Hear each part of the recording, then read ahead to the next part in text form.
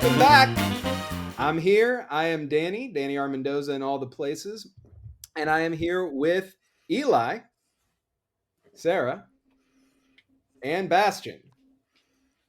And we are going to welcome you back to Takeover the Streaming Rainbow. Tonight, we leave the cozy warmth of Yaziba's bed and breakfast, just for now. My gut says we'll find our way back there soon, as we kick off one hell of a week celebrating the great work and worlds of Acheron Games here on Streaming Rainbow. Tonight, we find ourselves in Helluva Town, a city seemingly endlessly propped up by ink and by decisions that aren't bad. They're just drawn that way. It's 1936, and the Ducko Corporation is buying up the red car trolleys to dismantle them and build a freeway, a straight gray line through our colorful community. They call it progress. We call it a quick buck for a duck already swimming in them, all at the expense of the toons who call this home. Tonight, you all aren't just fighting for your lives, you're fighting for the soul of the city. Let's get sticky. But before we do, what is Helluva Town, the game that we're going to be playing tonight?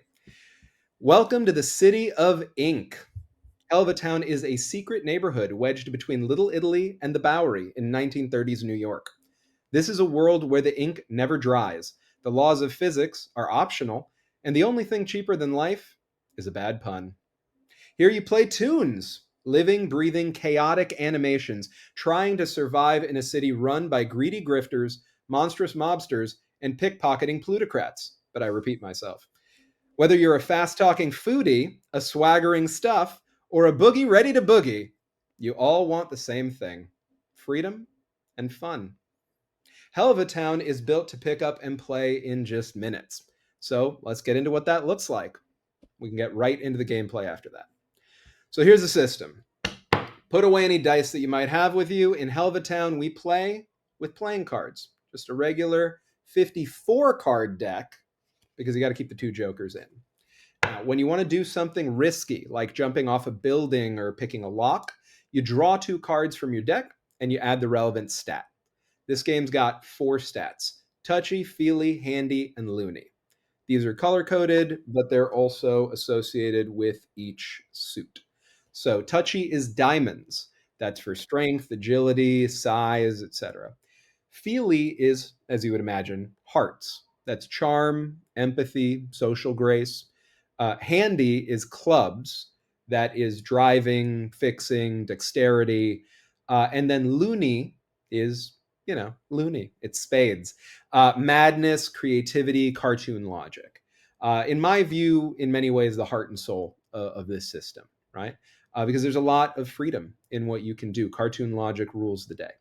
So the way that the suits play into this, if a card's suit matches the stat that you're using, like drawing a diamond for a touchy check, you add +1 to your total. So if you pull 2 diamonds on a touchy check, that's +2, plus the value that the cards bring to it and any other modifiers that work on that. The difficulty levels are set for this as DCs that anybody would recognize from all sorts of other tabletop role-playing games. You just beat a number I give you. 10 for basic, 15 for intermediate, 20 for hard, 23 to 25 for madness. And the way that you calculate that is through card values. Numbered cards are worth their face value. Face cards, jacks, queens, kings, and aces, are worth 10.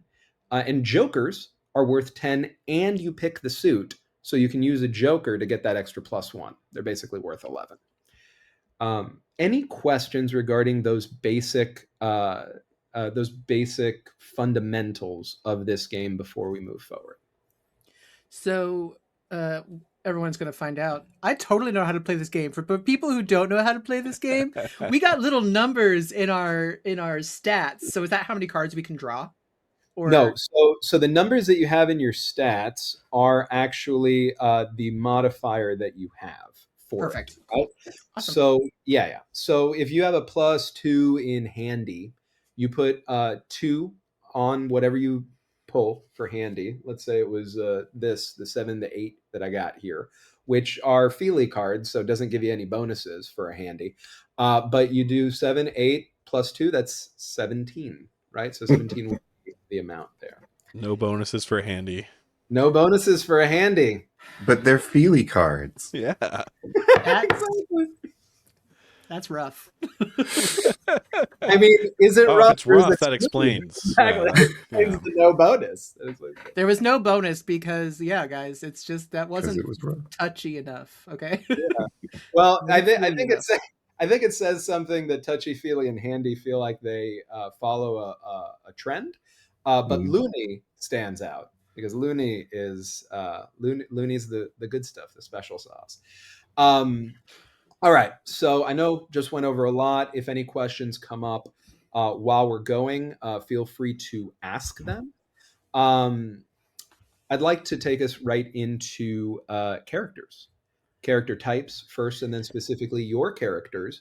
For this session, we're using 2 pre-generated characters, which are veteran tunes with established debts and tricks, and 1 custom tune, with one of the fine folks here choosing their archetype and stats from scratch to fill tonight's noir tale. So before we get into what everybody is specifically doing, the different tune types that are available in the base game are folks, which are humanoid characters like lackeys or aristocrats, beasties, like animals, cats, dogs, fish, stuff, living objects from furniture to firearms, boogies, who are supernaturals like skeletons or devils, and foodies, walking, talking snacks. Eli, you're going to be a stuff tune tonight, a percolator with a past named Billy Mochaccino. What gets his coffee boiling? Hey everybody, it's Billy Mochaccino. You know what? I'm just a little gangster. That's who I am. I'm a gangster from Fleischer Avenue. I was ratted out by a traitorous large latte. I iced that latte. And I'm currently imprisoned. I'm in prison, so it's bad, guys. In chorizo extravagante, minimum security. Penitentiary, yeah. What else should I go over? Should I go over my debt or my tricks or what's in my pockets? I don't know how I have things in my pockets in prison, but okay. It's a cartoon prison. It's a scamming thing. I know a guy. It's also Hammer Space. I get it. It's fine. Yeah, it's all connections. It's all connections. Yeah, tell us a little bit so people at home know a little bit about how characters are structured. Talk us a little through your sheet. Awesome. So Billy Mochaccino is a percolator with just really a bad attitude. His debt, which he has, I owe a debt to the Ducko family. That doesn't sit right with me, but okay. I got a trick. I got a joker up the sleeve. So after I draw, one of my cards becomes a joker. So I can play that trick if I want to. Of course, this little quote on here says, "Of course, there's always been 5 jokers." I guess always. And in my pockets. Yeah, sorry. Just a quick note on the tricks. On the character sheet, there are slots that you can see there on the area that pins the tricks. So you'll see that on yours for Billy Mochaccino, you've got 4 slots. So that means that in a given session, you can use this trick up to those 4 times. I got that 4 times. Hooray. And then you burn that out. Yeah. Amazing. In my pockets, I've got raw blue ink. So with raw blue ink, I gain an automatic success on a handy challenge. But then I become tuned out. So that's pretty tough. I also have fancy clothes. I have an Italian suit. It's got chalk stripe style. It's great for blackboard writing. People just write on me. It's great. But it also adds +1 to all stats already, and it's already included on my sheet. So I don't have to do math because God knows I can't do math. I also have a light firearm. It's an espresso machine gun. I can shoot people with coffee. Listen, my past life as a barista is really coming back to haunt me right now. Haunt you or help you? Both. I didn't do the latte art though. It never happened. Loaded with a number of single, double, or triple shots of varying roasts. And if I shoot a decaf shot, that is a blank. I've got $10. I've got 2 in touchy, 1 in feely, 3 in Handy and 3 in Looney. It's very good. We'll see how many bonks I get this session. Billy is skilled. As a note regarding bonks, we'll get into it a little bit more, but it's kind of HP, right? So you get 3 bonks and you're KO'd, which means you're out for the scene, which is separate from tuned out. Tuned out is a negative status condition representing a cartoon hangover or a glitch in a character's reality. Typically happens after the consumption of raw ink, as mentioned. And when you're tuned out, you draw 1 fewer card on your next challenge or showdown action, usually drawing 1 card instead of 2, although there are situations where you can draw more than 2 cards. So yeah, that's all that tuned out is. If you get tuned out, you get but it amounts to disadvantage on your next roll, your next pull, right? All right, so that is Billy. Sorry, you were gonna say? Yeah, real quick, jumping in with the amount of times you can use a trick. Where are you seeing the dots? Yeah, we'll not have the character sheet. If it's the colored version, it doesn't have the boxes. It is on the printer friendly one. Because my understanding is it's once per scene. That makes sense and is probably right. But then I'm seeing that. Let me find out 1 second. Tricks. Once per showdown. Yeah, I'm looking at copy, but I wonder if that is still gated for the overall session, right? Because it has 4, and each of the cards also have 4 slots, and I'm thinking those have to mean something.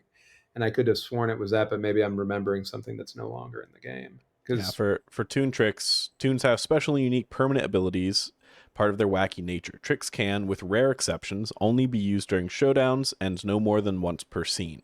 Some of them have listed passive effects, which are always in effect. A trick usually lasts for 1 turn unless the description lists otherwise. Beautiful. Thank you for that. I think that super duper makes sense. And for what we're doing tonight, it's easy enough, right? Like it's easy to follow. You're only going to really be able to use it once per scene, regardless. Yep, once per scene or once per showdown. Once you activate it, it's spent until the animator declares a new scene begins. Animator's me, by the way, for those at home. And some tricks are passives, like you said. Unless it only lasts 1 turn unless it says it lasts for more than 1 turn. Okay, perfect. Thank you for that. This is part of the fun, everybody, of us playing a system for the first time on stream. I play tested this in mid-2024 and have played it a couple of times since. But this is going to be my first time running it. And this is everybody at the table's first time playing it. So you get to be a part of that and see us experiencing this for the first time and get a sense of how it navigates if you want to try it for the first time. Thank you, Bastion, for that. All right. So next up, Sarah, you're playing a foodie tune, I believe. Some say she's a latte, but I say she can never be too much. Pumpqueen Spice, what's she like? Hi, Sugar. Pumpqueen Spice is, well, these losers don't know about it, but Pumpqueen is actually a spy for the mayor, and she's gone undercover after she was framed by someone who couldn't stand how sweet she is. And so she was sent to the penitentiary to find out who wants her out of the way. But she is a tough little number. She can always talk her way out of stuff because she's got 3 in Feely. Even though she's got a 1 in everything else, you can't be perfect. You can't be. All right. She's very feely, though. Yeah. She's very, very feely. She's tells you a lot. feely. Yeah. I love that. Beautiful. All right. And do you want to tell us a little bit about the tricks available? Yeah, she's got a trick called Poker Face. All toons taking part in the showdown add a card to their draw until the end of the turn, including yourself. And the animator increases the current difficulty by 5. Nice. Okay. So Uh, again, I'll go over what the DCs are like. You're going to know that stuff on the way in, actually. I see you've also got $20, it looks like. You got, well, I don't know if do you want to go over what's in your pockets? Yeah, I got some raw red ink in my pockets. That'll let me draw an extra card on a feely draw, which is good because I like being all feely. I got my clothes with my sequins, and I've got a 44 Ice Magnum. It's Nice. the best gun in town. It shoots ice creams covered in chocolate and pralines. And each praline may have a different effect. Which is Exactly. I mean, why wouldn't they? You can't have regular pralines. that would be offensive, frankly. Mhm. All right. And that brings us to our custom tune that is going to be piloted and portrayed tonight by Bastion. Bastion, you're going to be playing a boogie tune, an ectoplasmic mystery wrapped in a murdered enigma, tripping over non-corporeal feet on the way to another case to solve. Why don't you tell us more about Polt our Geist? Oh, and you know I'm going to solve those cases. Poltar Geist, detective and inventor extraordinaire. I hail from Posh Plaza, known for solving all of my cases, of course. Always finding the correct perpetrator. When investigating my own death, I could only see myself as the potential suspect. I'd ruled out everyone else, so I did the right thing. Turned myself into Chorizo Extravagante. Confused the guards, but I'm here. Behind bars. Not spectral bars. I could leave at any time, but the guilt of murdering myself keeps me here. I mean, it's hard. It's hard. How do you live with that? Is that an offensive thing to say? Live with that? I don't know. I'm new to this whole dead thing. That's fair. That's fair. We'll figure it out. We'll figure it out together. Speaking of being behind bars, it's real important that the folks at home understand that this game cares a lot about debt. Debt is a major factor. It's not going to be a major factor of tonight's session mechanically, probably, but it will be present, and it is very important to Helluva Town as a game. Bucks are and you said, sorry, Poltergeist has $10, right? $10. And sorry, before I keep going with the spiel, just saying, anything you want to say about tricks or pockets? Sure. I'm newly dead, so my main trick, if I'm using Looney, I can also add an additional attribute of my own choice to the roll, and once per scene, I can fly. I've seen other ghosts, they're able to fly much more frequently, but I'm still figuring it all out, as it were. My go-to weapon is my Extendo Spectro Analyzer, an extendifiable, magnifiable glass that helps me get additional insight depending on where it's tuned on the analysis spectrum. Tuned. Yeah, both ways. Nice. Very Nice. good. All right, so you can see all these fine folks in Chorizo Extravagante Penitentiary still have their bucks with them because life rises and falls on piles and piles of bucks or debt in Helluva Town. In this town, you are literally only as free as your liquidity. Bucks are your lifeblood. It buys gear, bribes guards, and gives you a way to do what you want with your own time. Debt. If you run out of bucks, reach zero, you're in trouble. You must contract a debt to an NPT or non-player toon, usually a boss. Until you pay it back, you work for them. You are their pawn. Tonight, you all start with a debt to the Ducko Corporation and the Ducko family that owns it. If you want your freedom, you do what Frankie Ducko says, or that's what he thinks, anyway. One quick note about mechanics before we dive right into the session are showdowns, which we touched on very glancingly a little bit ago. That's combat in this. But it's kind of more than just combat, the way that combat can sometimes be a puzzle and things like that. It's combat-like structures, let's call it. So when the talking stops and the anvils drop, we enter a showdown. So players always go first in this system. There's no initiative. You just always have it, right? You can attack. You can use an item. You can use a trick, or you can try a challenge. like talking your way out of a sticky situation. That's a little bit of the puzzly stuff that I was talking about. That isn't just bonkum, right? To attack, you draw your cards plus stat for the attack. If you beat the enemy's difficulty, which I will give you going in, you inflict a bonk.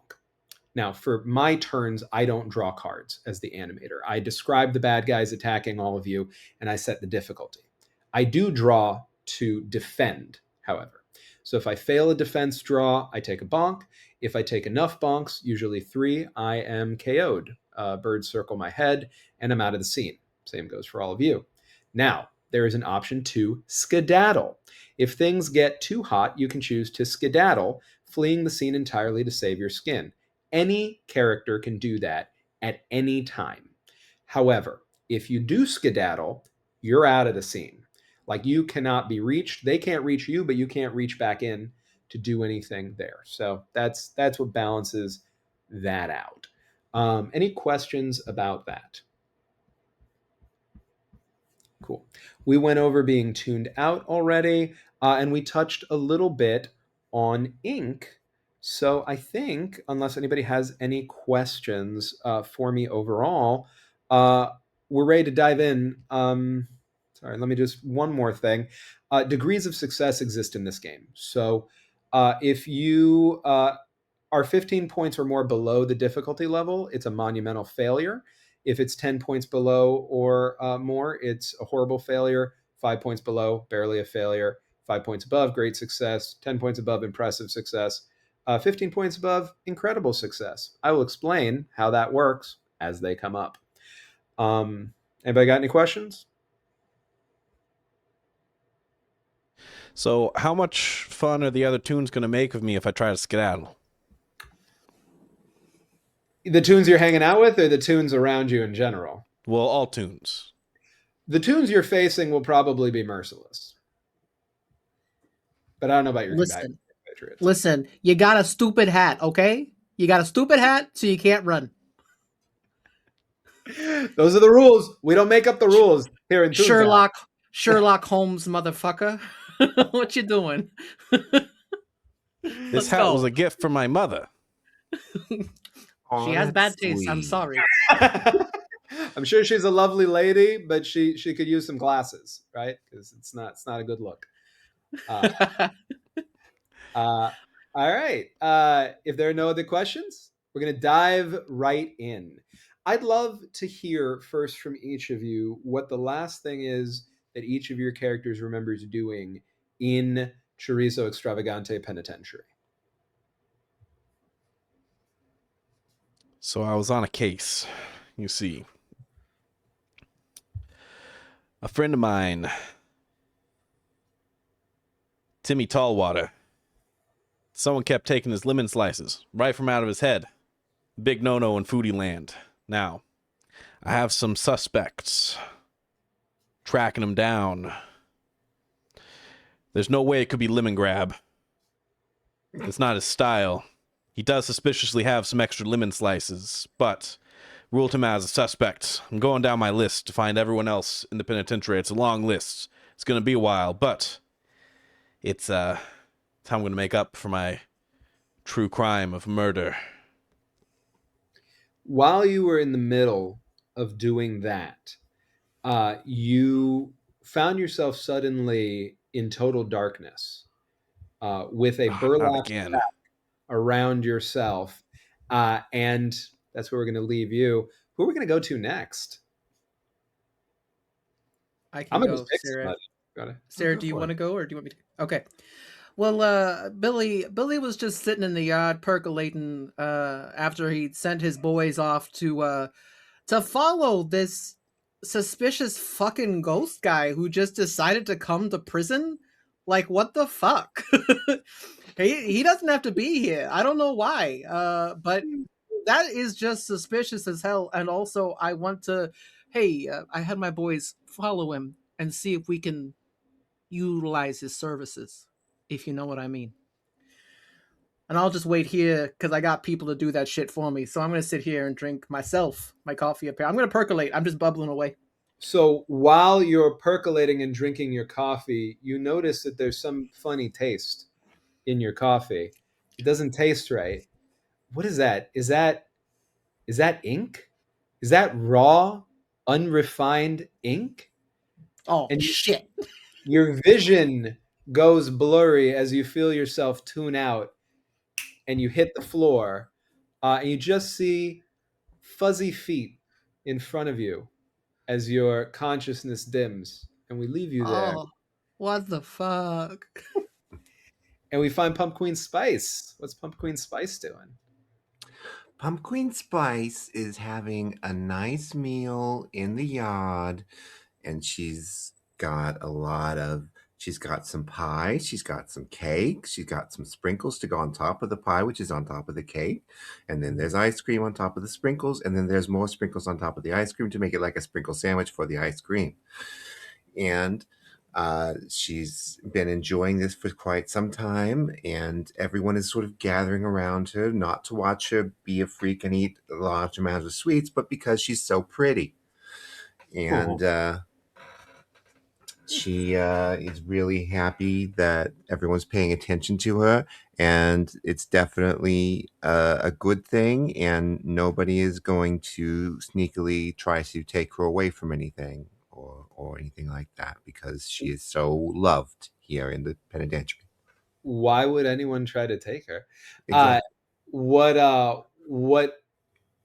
What does not happen is that nobody puts a burlap sack over her head. There's nothing in her ice cream. Oh, that's good. But the floor opens beneath her and she falls into a giant butterfly net. Ah! And there's pure darkness in it. So she's awake, but she can't see anything. And she stays in that butterfly net for, she doesn't really realize how long. She didn't know that they had solitary confinement in Chorizo Extravagante Penitentiary, minimum security wing. But I guess they do. How long does it take her to fall asleep? Fall asleep with all that sugar? Oh no, it's gonna be hours. Hours it is, playing patty cake by herself, thinking up new recipes. It's a lot to try to get that mind to wind down. But You ever play patty cake with yourself, hun?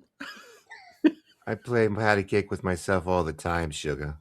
yeah, you got to know how to, especially in prison, right? You got to know how to play patty cake with yourself. You got to Gotta know. make the time pass somehow. Am I right? All right. So you finally fall asleep.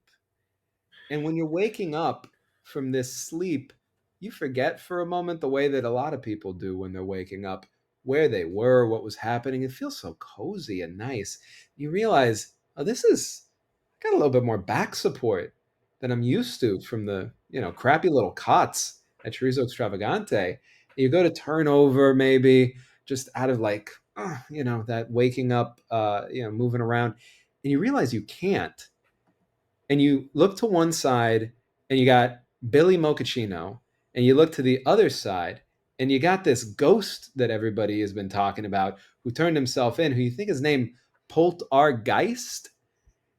And you look ahead and you find that the three of you are on the open roof of the prison train, the Conformist, that is being used to traffic a bunch of red trolleys, and is currently subject to an incredible amount of rain, which you now realize is what woke you up.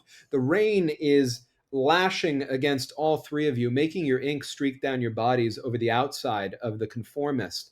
If any of you tries to sit up atop it, you realize that you're chained to what seems to be a massive crate that we, separate from you, and you, if you find a way to look over the side, see is stenciled on it, Project Metronome. It's as heavy as a brick. How'd you end up here? Doesn't matter. This is what you get for trying to do some good in Helluva Town. The train hits a bad switch and you hear delirious laughter from inside. It's off the rails, plunging straight toward the industrial district's inkwells. What are you going to do? Ah, Hey. fuck. Polt Geist is on the case. First thing, these chains mean nothing to me. I want to try and do a loony and just walk through them. Go for it. Hit me with a loony. For you, by the way, it's going to be a 10 to get out of this because there we go. That will Hell be yeah. a 21. Yes. Okay. So to the thing I said, that is an impressive success because that is 10 plus points more than the difficulty. So an impressive success. The Toon will be able to boast about their success next time they're at the bar. The Toon can draw an extra card and discard any during the next draw. So you're going to have a pick 3, drop 1 on your next pull. That's what I'm talking about. Yeah, it is. So describe it to us. Tell us how you get out of those chains. The actual getting up out of the chains, anticlimactic. He just stands up. As stands up as he can. He floats. He doesn't have legs or feet. He just shifts up. And he starts describing his inner monologue, not realizing that it has become his outer monologue. And there I was, the rain slamming down on me. I don't understand how the rain can slam down on a ghostly form such as my own. I need to spectro-analyze this strange rain, this strange circumstance. I find myself surrounded by two people. Sugar. The freak who eats so many sweets. Yeah, And the is this boss that sends so motherfucker many goons monologuing? after me. He's monologuing. Hey, could you stop monologuing for a minute and let us out? The freak who eats too many sweets tried to break up my monologue, citing the inevitable plunge to our death that I see racing towards us. The inkwells, of course. I knew it. This is the break I needed in my case to figure out why Timmy Tallwater's lemon is missing. Okay, could you break it a little faster, please? Like with these chains, maybe. But I'm going to need help. He's not going to stop. I'm going to need support. And for that, I need tunes indebted to me. And so, there I was, the inevitable conclusion I drew myself without any outside input, that I must free these tunes from their chains. Thank you, Sugar. And I think that he doesn't actually free them. It's just him not being in the chains generates enough slack Yeah. that you can just wiggle out yourselves. A little bit. Yeah. Yeah. Well, so separately though, with that slack, it can help with it for sure. I'd love to see what the two of you do to get yourselves out of this business. I think while that motherfucker is monologuing, I'm gonna go, what the fuck? I'm gonna like wiggle around enough to like I grab a little bolt or something, and I'm just like, I'm gonna pick this fucking shit. Okay. And just try to like get myself out with a handy. Yeah. So let's see. That makes sense. For you, it's a 15 though. You had it easier because ghost privilege. Yeah. I got exactly 15 because I have a +3 to handy. Hell yeah. That's what we're talking about. See it. So just enough. Tell us how Billy squeaked it out. I was just like, oh fuck, it's raining, everything's wet. You smell real good, sweetheart. Is that rude? I'm so sorry. You're delicious. I got distracted. Yeah, I know.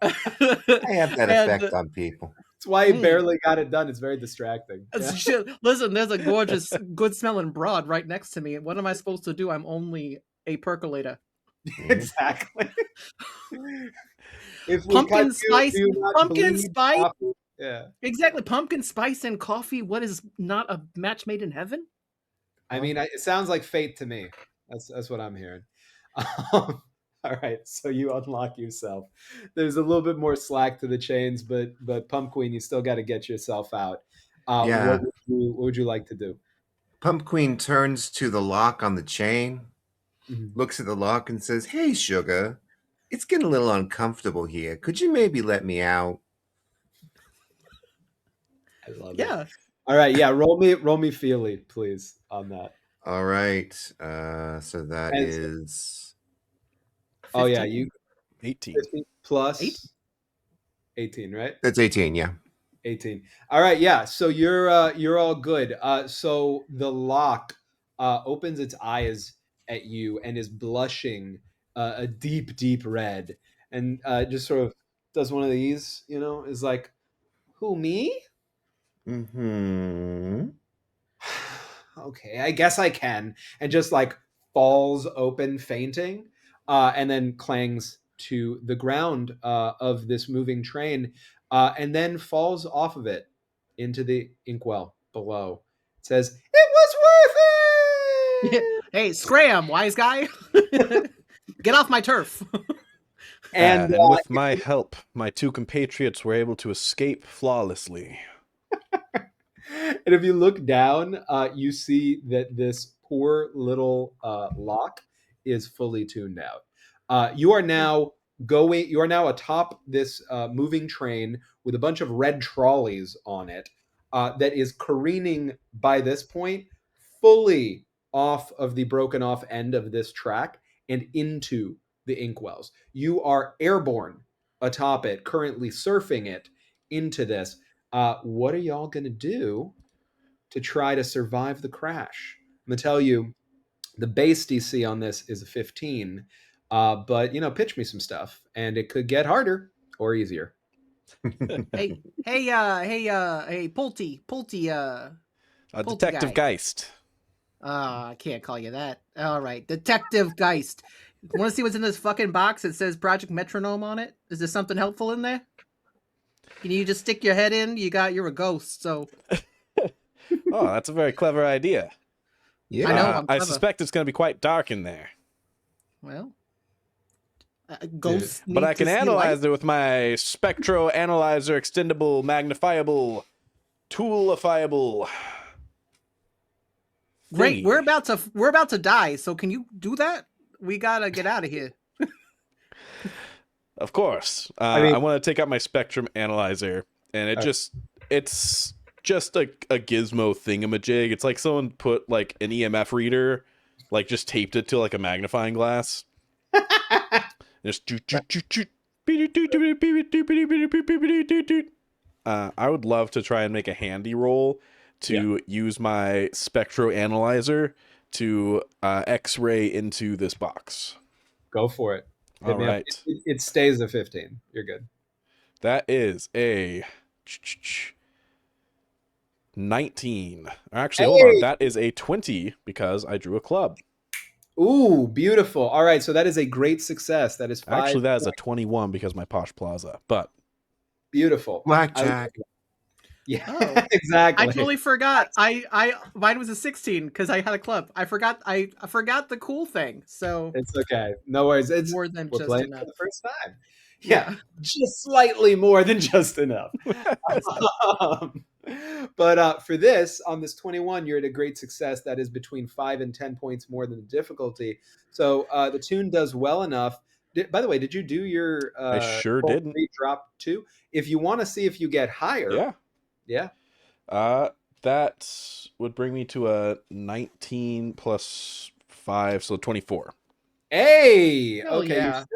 You're still gonna be in the great success category, but you're almost at an impressive success. Just below it. Tune does well enough to get an extra boost. So the tune recovers 1 bonk. Unfortunately, you don't have any bonks to recover yet. But I'm gonna be nice. This is our first time playing it. You can bank it. So the next bonk that Bank you a take, bonk. you can bank a bonk, and I'll add to the bonk bank. exactly add it to the bonk bank. And then when you get bonked, you go to the bank and you debonk the bonk. Mhm. Right? It's bonkers. It's bonkers. All right. So describe to me how you use the contraption in order to help paint the picture of what you're going to be seeing it through, and then I will tell you what you see. Despite extending quite far, the magnifying glass is only like this big. So I'm holding, like I've extended it as far as I can, but I'm holding it like down Okay. so that it's still like right in front of my eye. Yeah. As I make the beep boops on the gizmo. Let's see, the radio action. No, let's move to the physical action, the magical action, the ink action. And there I was, trying to peer into the box. No. This isn't gonna Hopeful work that at my new all. companions didn't know I had no idea how to actually switch channels on my Spectro Analyzable. But I knew if I hit the No, buttons, no. eventually I'd see something through my analyzer. And you do see something through your analyzer. you see something that breaks your ghost brain. When you are looking through this analyzer at a relatively small slice of what's in the box, you see a bending of time and space. You see a light so profound that it stirs your soul. You see a biblically accurate, you don't know what, in there that reminds you of a movie by some dude with a briefcase and a light and something about macking a guffin. And you We gotta mac this guffin.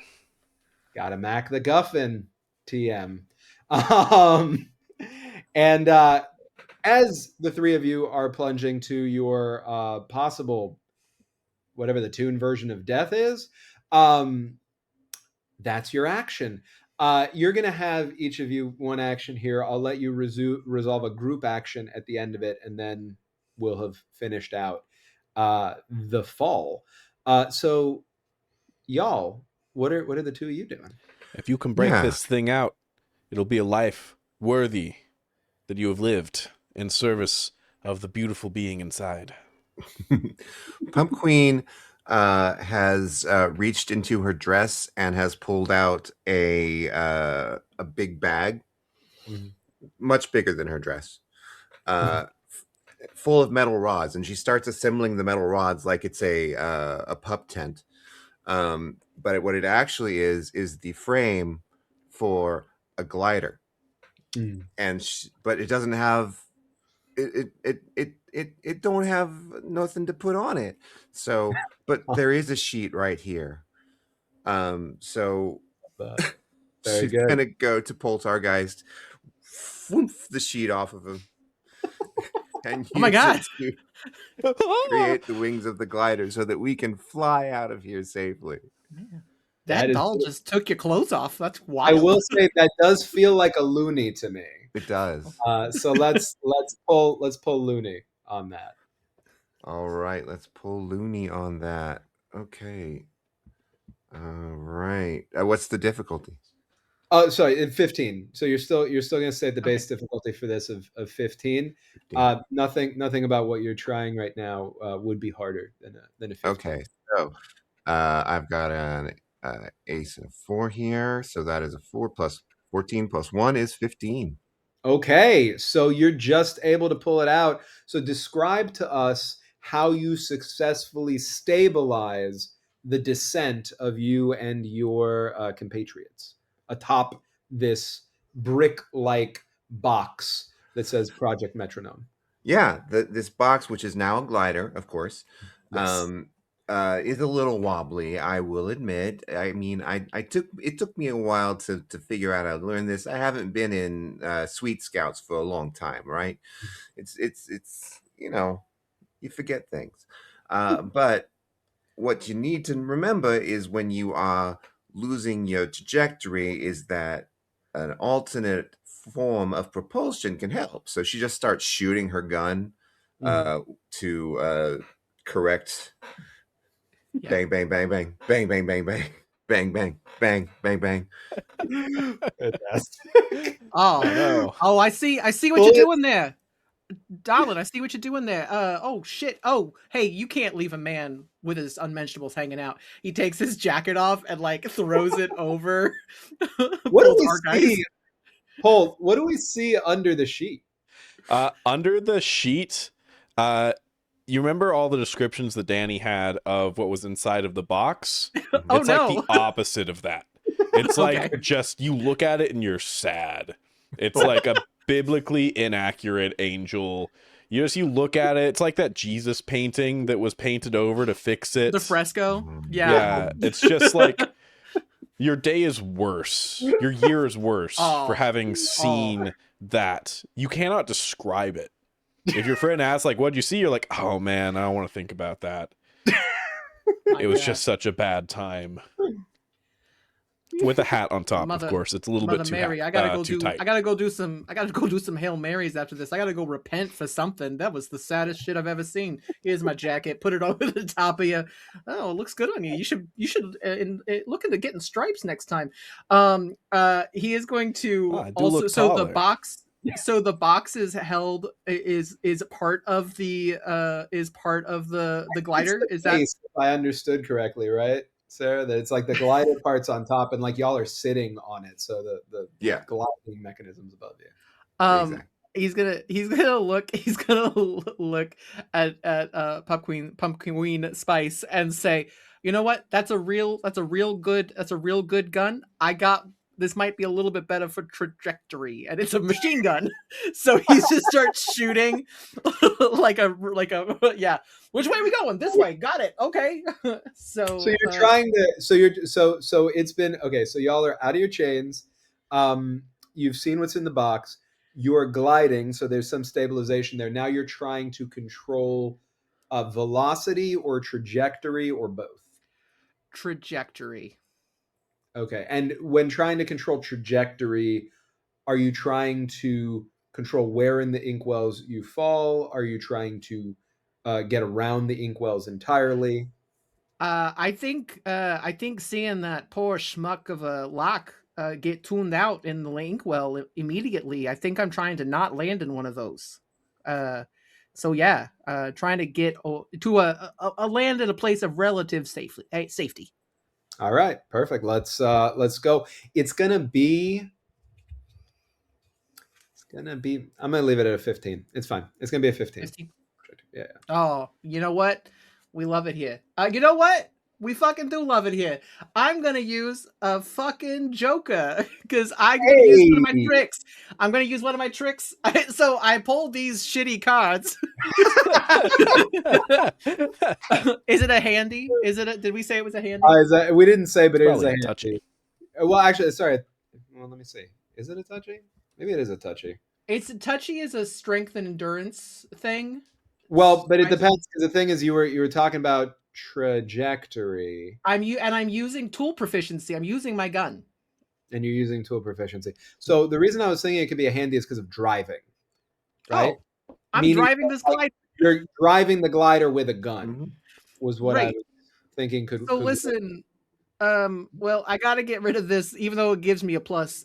One of my, I'm going to use the Joker up my sleeve. So there goes one of my tricks. Yeah. To make it a 10. So that's a 15 plus 3. Plus So 3, 18. 18. And sorry, we said it was. Oh, can it be 19? Because I can pick if it's a Joker. Yeah. I can pick what. So 19. Yeah. So immediately it's Jokers. We could always just consider 11s, right? For that purpose. Okay, so it's a 19. That's great. It's a regular success, right? Because not quite 5 points above, but it works. So describe to us how you effectively maneuver this drive this glider past the inkwells, and then I'll take over. You know, it's first off, I love that my shitty dice rolls carry over into a deck of playing cards. Like, I love it. So good to know that I'm cursed. What I will say, Eli, is for the people at home, we want to show them what barely a failure, horrible failure, and monumental failure is. Somebody's got to do it, Eli. That's right. You know, and if I'll follow on that sword. I will do that. Anyway, I have a lot of practice shooting guns out of moving vehicles. You know, in my younger years, again, I did ice a few lattes in my day. So I use that and I say, oh, I see what's going on. Okay. Oh no, fuck that. And I'm keeping a checkout and I go, oh, hey, sweetheart, sorry, duck.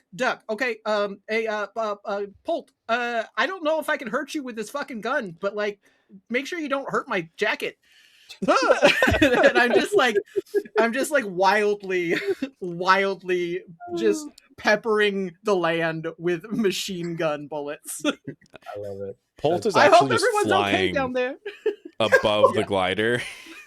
You're just fine. Yeah. Don't ruin the suit. It's wool. My wool suit in the rain. God, fuck. So the rain is actually, you're covered a little bit from the rain from the sheet. Not the fucking poltergeist. And also He's not flying the rain above that you're flying through sideways, right? But as you alight roughly, having what is referred to in the business as a hard landing on the ground, you're just dum, dum, dum, dum, dum, dum, right? It hits. The seat that you're on, otherwise known as the giant brick-like crate, that is entirely unusually unscathed, actually. Polt, our Geist, you're able to alight onto or next to it as you wish. It is entirely in your control. Um, and I think Pumpqueen Spice and Billy Mochaccino, you roll off of it. You tumble off of it away from the inkwells, safe from being tuned out, as you know you would be from raw, unfiltered ink exposure. And you're looking up, and you realize in the light of these lampposts around you that there's like a million locks on this thing, and they're all deeply interconnected. So just, you don't even have to roll for anything. You can tell that these locks, one leads to another, and there's a main one that looks like if you can access that one, the others might like fall in line. It's like the leader lock, you know. um but it's very, very complicated. It is extremely, extremely complicated. And I will say above table that if you wanted to try to pick this lock, difficulty as given by this game, 10 for basic, 15 for intermediate, 20 for height, 25 for madness. We're at 25. I mean, but we've shown that these locks have a weakness for the queen here. I Hey, think Queenie, just give it a little kiss. Would you mind flirting with that main lock? See what happens. Well, I could. I don't know. Just little me. Oh, Little old you. Little old you. Quick, first before that fucking ghost starts monologuing. And the locks get harder. They're like boom, boom, boom. You know. Yeah. If you want, you're welcome to try a feelie on it. Yeah. We're gonna keep talking over Bastion. I'm sorry. Yeah, no, it's good. It's good. No, do your thing. Yeah, I'm gonna lean in. I'm gonna put a little bit of cinnamon spice lipstick on. Nice. Pucker up. We got our Jessica Rabbit. Lean in. Certified patty cake expert. It has been established, fully canonical, right? Yeah. Says, hey, sugar. You ever feel like there's too much on your shoulders? Like you gotta let things go? You can talk to me. You can unburden yourself. All right. Pull me, please. A feely. So it's gonna be Come a plus on. whatever you got. Pull me a feely is what a phrase. What a phrase. Better What than pull a me a phrase. handy. So I mean, listen. Pull me a feely, pull me a handy, pull me a touchy. It's a fun game, everybody. And if you got any hearts, remember that you get a +1 for each heart that you pull. Yeah, no hearts. Sadly, it is. Okay, so that is a 17 plus 3, 20. 20. So that is barely a failure, which I will say is quite impressive for such a difficult check. Barely a failure is a technical term in Helluva Town. That is 5+ points, really 5 to 10 points, or 5 to 9 points, below the difficulty level. So Toon's failure is a little embarrassing. Toon loses $5 to a pothole. So what happens is while you're flirting here, you trip over a pothole and $5 fall out of your pocket. So please go ahead and make a note to yourself that you're down $5. If the Toon has fewer than $5, they lose all of them, but you don't. So that doesn't apply to you. As you trip in that moment and then fall flat on your face in front of this lock and then look up the lock looks down at you with something like empathy. You'd hate to think pity in his eyes. And he says, I'm sorry. I've been married for like 30 years. Oh. I have a family. I can't do that to my kids. You're a very beautiful woman. But it's not going to happen. I'm just here to do a job. I know you're just doing your job. Oh, that reminds me. And he pulls out from inside of himself in a compartment to the side a note that once he pulls it out is far larger than his body, and his arm extends out to you, and he drops it on the ground in front of you, and you're able to pick it up. He says, "Yeah, I was supposed to give that to you when you woke up. We didn't really have time because shenanigans. But yeah, it's keep doing what you're doing, and just so you know, like you can make friends with people. You're more than just like what you offer." Right, in your looks, like you seem like a smart person. I just want you to know, like, if you ever want to hang out just as friends and like talk about what you care about in life, I got some good friends. We could maybe do that after you're done with what the note says. I At think this point, her before- pupils have turned into hearts, which are bulging out of her eyes. Okay, I'm gonna not talk. Go, Bastion. Yeah, I think as the note drops, Polt, having like pulled his sheet back on, shoves Pumpqueen to the side, and with his other hand is going to down his raw ink and start just taking the glider parts and shoving it in the lock's mouth. And say, "I'm gonna shove all these motherfuckers in here unless you open up and let that goddamn angel out. You got any other holes I need to know about? I'm gonna fill them all up. You better open up, motherfucker." Oh my god. This is also going to be a 25. I love it so much. I'm assuming that's a handy, right? Oh yeah. But Pull me a handy, Bastion. All right. All right. also non-toxic family man in the 30s? So I get an extra draw because of my previous success, Uh-huh. Yeah. which brings me Yes. to a quick math 26, 29. Amazing. A 29. Jesus. Oh yeah. Oh, and one's a spade, a 30. A 30. You get a There we great go. success. So you get to put another bonk in the bonk bank. My bonk bank's filling up, baby. Got two Oh, yeah. bonks in the bonk bank. That's a Streaming Rainbow original, everybody. Although Acheron, if you're watching, recommend it. That's yours for free. Yeah, institute Bonk bank. bonk bank. The bonk bank makes it more fun. Otherwise, the great success doesn't feel like anything if you haven't gotten Will it translate in Italian though? Let's figure out the Italian bonk bank, guys. I don't know. We could find Acheron. Get in the Discord. Get in the Discord, Acheron, and tell us the Italian version. Get in here. We're playing your games all the time. You should just come hang out with us. Yeah. Yeah. Join the community. Yeah. All right. Come see our bonk bank. Come Anyway. see our bonk bank. Except it's actually I looked up a translation of bonk bank into Italian. It says bonka bonk. Actually, Totally fucking better. rad. Bonka bonk. fucking fully works. I love it when Sarah Googles things in different languages. Go on. Shout out Manche Paris. Yeah, I love that. All right. So with that great success, you see this non-toxic family man is terrified, and in his eyes, you can all see kind of hurt. He thought he was bonding with all of you. He thought you two would be like on the same side. He wasn't expecting this at all. And just gagging on, I guess, kind of what technically amounts to Polt's skin, in a sense. As Polt shoves his own skin into the mouth. Well, and the poles and everything. The poles and everything. The lock swallows it all and says, "Uh-oh," and goes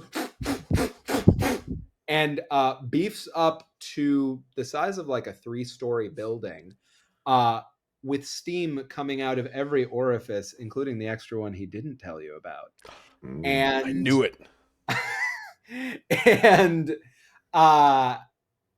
you can tell he's about to explode. That's for the wife. That is for the wife. He's very embarrassed about it, but he can't help it. What are you all gonna do? I'm gonna I'm gonna grab Pumpqueen and like turn to like to like protect her from from this thing exploding. This is like a weird like just grenade of like just oh my god, like a landmine but full of trash. Let's go, like oh my god. So yeah, I'm gonna just I'm metal, okay, and just like try to It's a full Helluva Town IED is what's happening right now. terrifying. Yeah. All right. It's okay, sugar. Sometimes I choke on Polt too. Whoa! Heyo. And Polt is like woozy with the immediate after effects of drugging himself. What did I do? Oh shit! I don't that's feel right. so good. He's tuned out. He's tuned Oh out. shit! So- Okay, I'm gonna try to grab everybody. I think I feel like I'm a fairly large percolator. I don't know how big I am in comparison to Pumpqueen. Big as you want to be, But- baby. That's Cool. the, I'm a full size, like I'm a weird, freakishly large, like refrigerator size percolator. So I'm gonna grab both the ghost, the insane fucking ghost that just did something real wild, and the beautiful lady, and just like turn and All right. It sounded like we got two rolls coming here because you're doing one to save everybody, and I believe Pumpqueen Spice, with what I heard in your role play, it sounds like you might be going for a feely. So I think that we're looking at a touchy for for Billy Mochaccino here. Let's do that one first. Then let's do the feely for Pumpqueen, and then we'll resolve it all together. what am I looking for this touchy? So right now you're dealing with a 20 to get out of like danger of this situation. Sorry. Pumpqueen, you're gonna have to hit a 25 to try to get this guy to not explode. 7. I'm not gonna make it, but I am doing math, which I'm bad at. It matters how Well- much you don't make it by. So It's 14. 14, almost a monumental. 14 is what you have, or 14 is how low you are from it. 14 is what I got. Is what you got. Okay, so you Yeah. got a horrible failure. No, sorry, you got barely a failure. You got because yours is a 20. You got barely a failure. So Toon's failure is a little embarrassing. Toon loses $5 to a pothole. If Toon fuck. has fewer than $5, they lose all of them. So you are you did grab onto them. You are rolling, but you aren't putting your body between them and the and the explosion because you're rolling, and you roll through a pothole. Somebody needs to take care of all these potholes in this part of town. Clearly, there is an Freaking administrative duckos. for real, right? Fucking duckos. And as you go over it, you feel $5 exit your pocket. So please make a note to yourself. You're down $5. Pumpqueen. All right, let's see if I can calm him down. Pull a feely, baby. Little feely. Yeah. Oh, that's nice. I like that. A big feely. Big feely. Ooh, big feely, big feely. Okay. 23. 23. It was a 25. I hate this that it was a 25. So didn't you have something affecting you from before? No, you didn't have anything. Okay. What's going to happen is you fail, but it is barely it isn't even barely a failure mechanically, right? It is almost a success. Let's say it that way. So what's going to happen is this. You see him see you and lock eyes with you as you're reaching out to him. And you can tell that he knows that your kindness is sincere. And he goes to say something to you. And he realizes he has all this shit shoved in his mouth still. And he chokes on it a little bit. And instead of exploding fully outward, what he does is he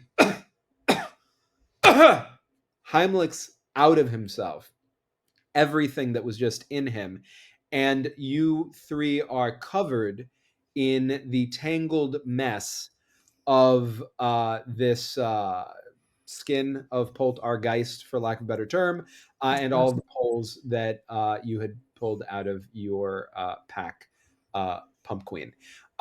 It's real wet. It's real slimy. It's not fun. And there's a beach ball for some reason. And he Why is says, there always a beach ball? I told you I had kids. When did I eat a beach ball? It's just they're my kids are the light of my life. They like to stick things where they don't belong. It's spoken like a new father.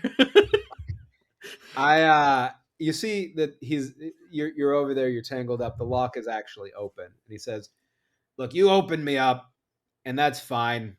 Congratulations. You win. I'm gonna get fired if I show up not having been locked up, and if the cargo in here isn't there. So you do what you gotta do. I could always lose my job. My kids could go live on the street. My wife could, have to go start dancing at Club Climax. Uh, I could start dancing at Club Climax. Do you think I got? I'm getting a little bored here. I'm gonna throw you into an inkwell now. All right. Oh, damn. I was gonna offer you a job. Okay, he's gone. As he goes, he says, "I'll still take the job." And he just like, oh, that's right. Yeah, just find me. I'll get you a job. And you hear him as he gets tuned out. He's like, "Oh, there goes 5 years sober." As he's tuned yeah. Yikes! Yeah. Hey, you guys thought this was gonna be a silly fucking game.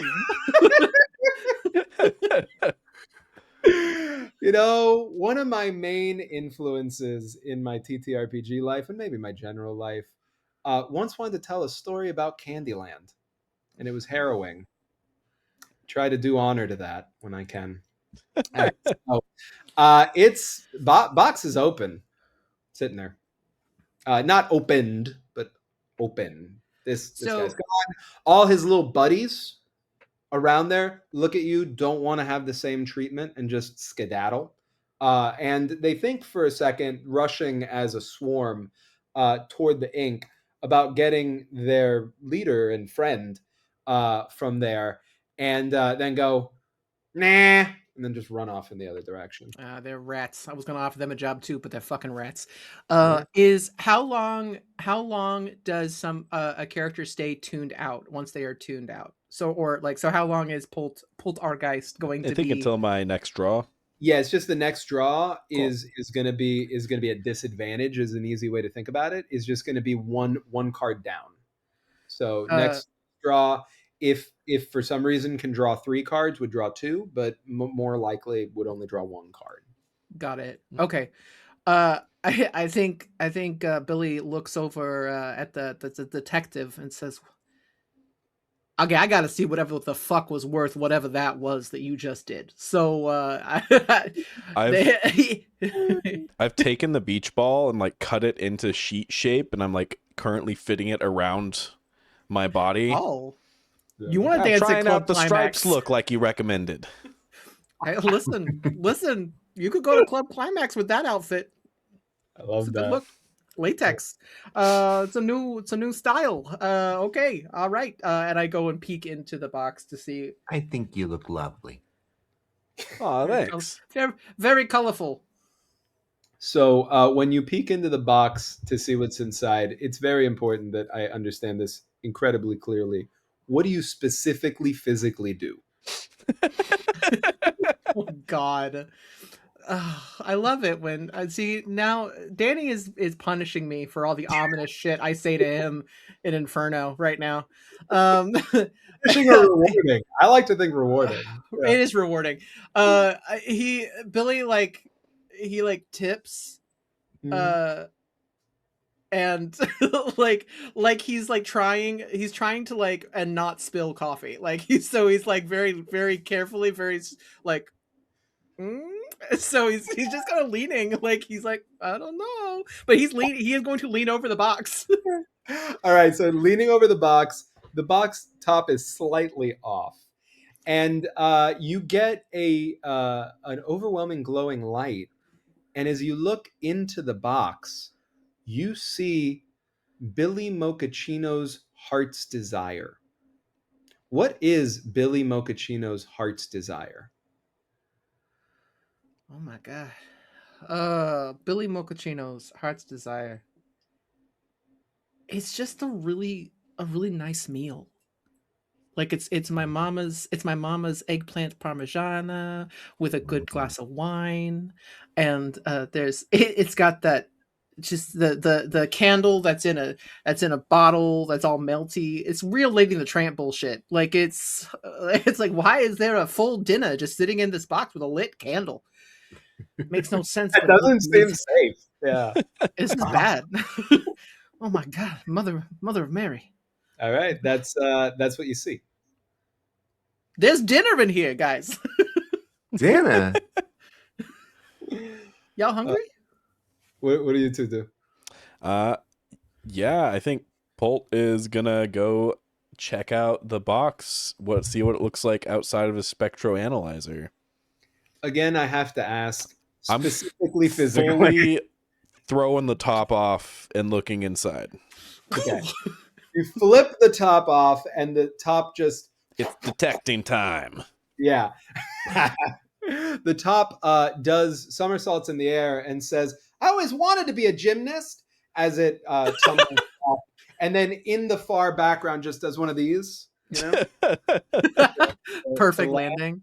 Yeah, and then you actually see the fully tuned out 2 locks hold up a 10 sign for the landing, and realizing that there's supposed to be a third one, then the smaller tuned lock pulls out another hand from the middle and holds up just a little 10.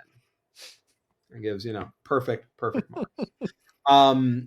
Okay. Is it called Boxana? It is now. Yeah, Boxana. Put on the red light. It's a good gymnast. Yeah. All right. So, Poltergeist. What is Poltergeist's heart's desire?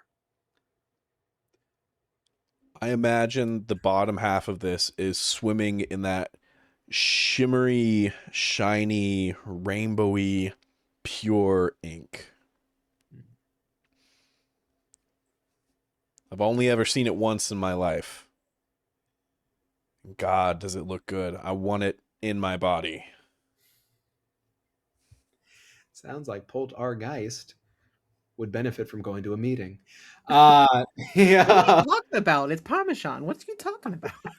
I need that in my body. I need that in my body right now.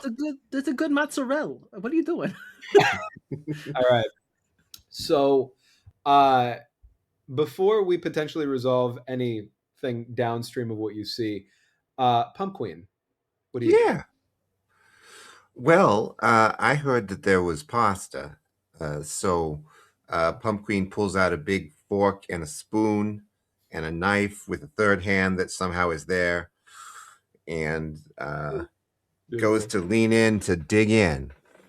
Now, when she leans forward and first gets sight of the contents of this box, she sees her heart's desire. What is Pumpqueen Spice's heart's desire? Oh, what's the mirror doing in there? God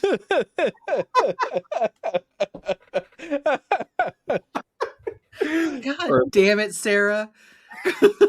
Perfect. You're the best of us. For real.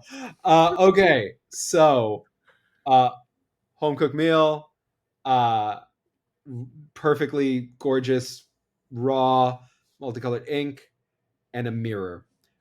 What do the 3 of you do with this information? What do you do next? I jump in. Okay. I need a... Oh shit, there's fire in there. I need a something. Let me make a quick decision on what it's going to be. What is your intention by jumping? My intention is to bathe in and drink up all of this pure ink. Okay, I'm going to call that a loony, I think. Okay. So go ahead and roll me a loony. Remember that you're tuned out, so you got the disadvantage. And this is going to be a 25 still. You're dealing with something. Yeah, that's a 13. Hey, thank you very much for our very first here at Streaming Rainbow horrible failure. It is not a monumental failure because that would be 15 points or more lower, but it is 10 points or more lower than the 25. So Attune fails so badly that their shame is ashamed of them and whacks them with a mallet. So My bonk bank. your guilt and your self-consciousness, that nasty little voice that too many of us have in our heads saying things that are untrue about us in the dark of night, comes out, smacks you in the face with a mallet. Take a My pause. inner monologue. No. When your inner monologue hits back, shit. Your inner monologue has come out, pulled out a mallet, given you a bonk. And there you were. Being a dumbass. Go ahead and embody it. Tell us how your inner monologue beats the crap out of you. And there you were, drunk out of your mind on ink again, as if ruining one business wasn't enough. 2 friends, you've already embarrassed yourself. You embarrassed me in front of my 2 new friends. How am I supposed to show myself to them now? Your mother would be ashamed of you if she weren't already dead like you is now. And canonically, since ghosts exist in Toontown, that means that his dead mother could talk to him and is choosing not to. Yeah. Yikes. So the Toon also suddenly craves a hit of something or a stiff drink at the player's discretion. So that's not up to me, that's up to you. You think you're wanting a hit of something or a stiff drink? I mean, absolutely. I'm still inked out, tuned out. Was trying to dive into this ink, and being stopped by my own inner monologue become outer monologue for some reason. And if I'm not able to get into this ink, well, there's an inkwell right there. So we'll come right back to that. The one thing I want you to think about for when we come back is you have a bonk bank with 2 banked debunkifiers, and you just took a bonk. So if you feel that Polt Geist would reach into the bonk bank to debunkify this bonk, we'll come back to you to see how. Either of you, Eli, Sarah, can go next. We've said bonk so many times in the last minute. What do you bonk about? I don't bonk. I don't bonk what you're saying. I think Billy is like, what the fuck? Also, does he realize that his inner monologue is always an outer monologue? I think he does. Is he about to go jump in some fucking ink? Okay. This. You see a mirror? Anyway, I don't know. Okay, there's so many problems we have to do. There's a fucking letter we have to read.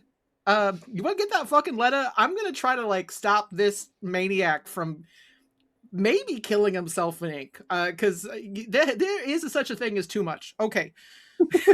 All right. So I'm gonna try to basically grapple this ghost. I'm gonna grab the beach ball that he's wearing.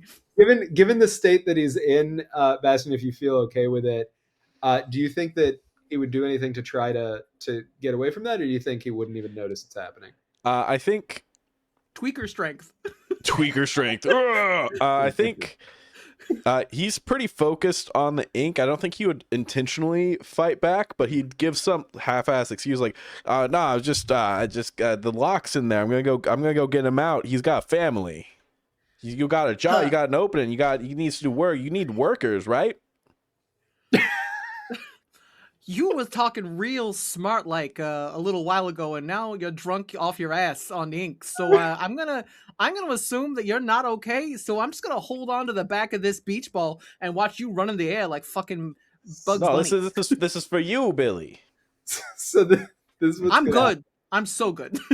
We're going to handle this. I don't even know off the top of my head if there's PvP in Helluva Town, but there is now. Congratulations, Acheron.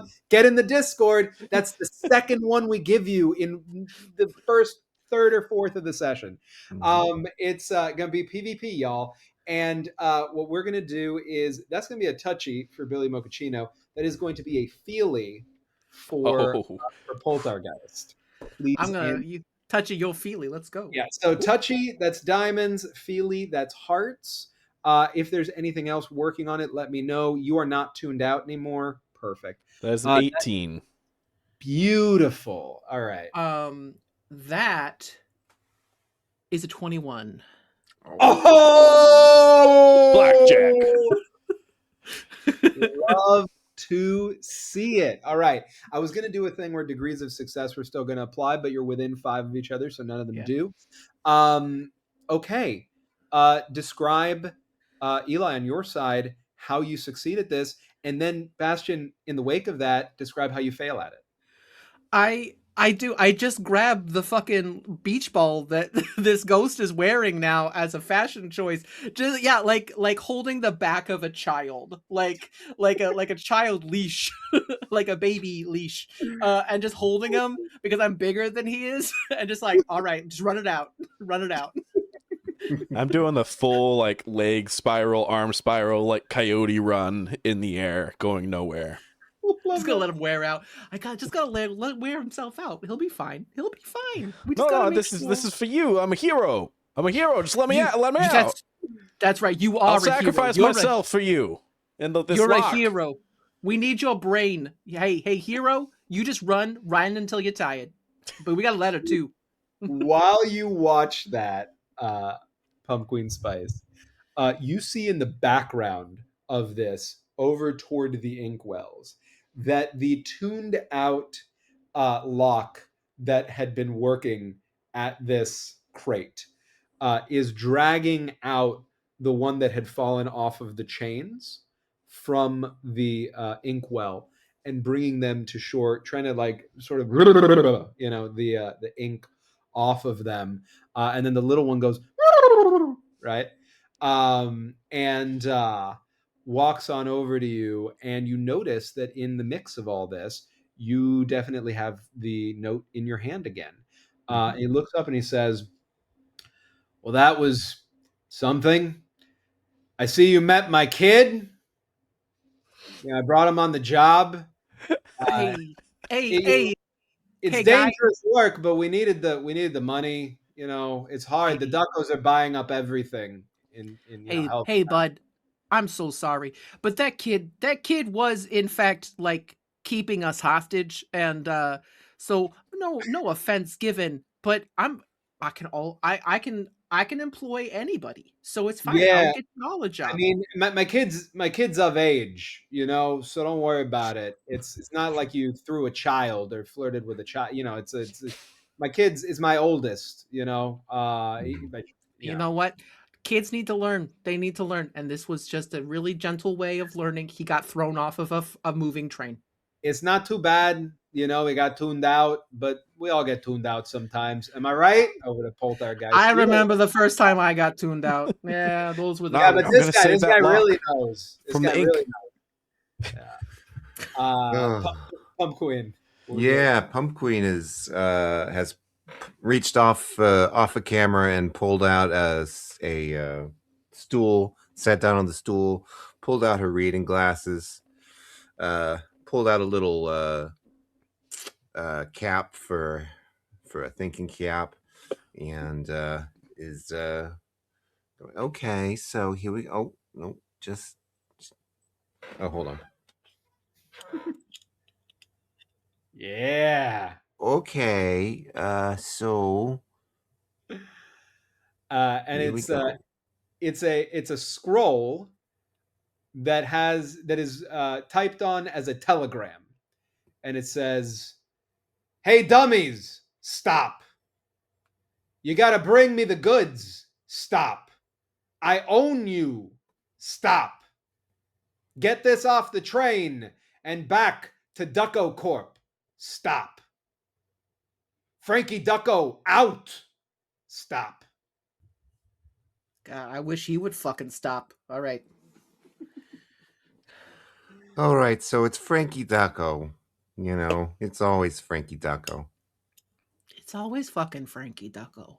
Fucking Frankie. I thought it was pronounced Frankie. In the Frank Bonk? Yeah.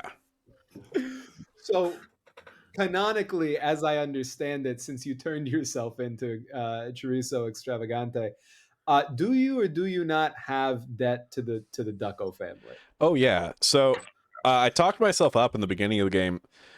Polt has never successfully solved a case, and to keep the detective shop open despite that, he did take out a loan from the Duckos.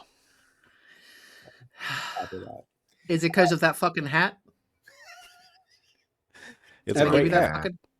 It's the last thing I have of my mother's. The Who won't talk to you, apparently? the How do you lock know that? guy, the older lock You're out of my monologue. the older lock guy says, "Oh, that's from your mom? That's really sweet." See? Turning to their kid. You see that? Not embarrassed to wear what their mom gives them. You know, it's kind of nice to wear what your mom puts a lot of effort into thinking about presents for you. Even if it's not your thing, maybe just wear it for like family dinner, right? Right? Like this guy. It's a role model. Hey, I'm you. a role Hey, kid. model. Hey, kid. You respect your mother. All right? Your mother makes you something, you respect your mother. You show off like your mother etching in the Yeah. metal. Yeah. Mama, my mama, listen, you respect your mother. She gave birth to you. I don't know how a lock would do that, but she made you. I mean, like everybody else, you know, it's like we're just people, right? That's true. That's I a have little no idea racist. how I was born. I We're mean, all things. it's hard Hey, to remember. Yeah. as one stuff to another stuff, you Yes. gotta respect your mama. All You right? gotta respect. It's the stuff way. We It respect is the our stuff. mamas. It's the stuff way. You hear that? Here And then you go, kid. it's like, all Throw, right. throw the kid a pack of smokes. Here you go. For me, Yeah, for you. Don't smoke them all in one place. they're filtered. cloves. Yeah, They're cloves. From And- Pumpqueen Spice, they're cloves. Full opens the entire pack. This is where you know this is a cartoon from the 1930s, kids. Full opens the entire pack, pulls out a giant matchstick, and says, "Hey, you said we could go hang out." Right? Lights up, full pack, all in one inhale, bright, shining, fully burnt, goes over all of you. And when the smoke clears, you are in Ducko Corp. Oh, And shit. you are outside of what you all recognize as the office of Frankie Ducko. The package is next to you still. And your buddy, the lock, is back in place. And his kid is next to him. And saying, you know, I wanted him to be a chain lock instead of like a crate lock, because chain locks have more options in life. There's a lot more applications for chain lock use, right? It doesn't all have to be like this. You could be like a bike lock, you know, if you wanted to. You could do a service to people, not be stuck in this life of less than reputable stuff. I want better for my kid, you know? But you do what you got to do. And I needed to bring in another lock because somebody, you know, threw me into some ink and tuned me out. And Well, then just be grateful that you had another lock. Oh, I am quite grateful. Thank you. And at the end of all that, the person working outside of Frankie Ducko's office pipes up and says, "All right, numbskulls, he's ready to see you." And the giant doors that are shaped like a big dollar sign split open, half a dollar sign to both sides. It's a full cutout, right? It's a cut into the shape of a dollar sign. Swing wide open. It's like 3 stories tall, this door, right? And from inside, which is dimly lit at the entrance, you hear Frankie Ducko say, All right, dummies, get in here. Do you want us to bring the crate, or like do we? I mean, do you think I want you to bring the crate? No, probably not. Bring the crate.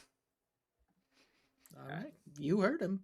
All right, I guess we'll bring the crate. I don't know what he wants with Push, the start mirror, put. but ooh. Start pushing the crate. As we pass the door, I tap the door with my elbow and say, "Hey Jerry, how are the kids?" It's just that side of the door is called Jerry. The other side is called Tom. Yeah, and Jerry is like, "Oh, thanks for remembering to ask. The kids are great. They're getting into Little League."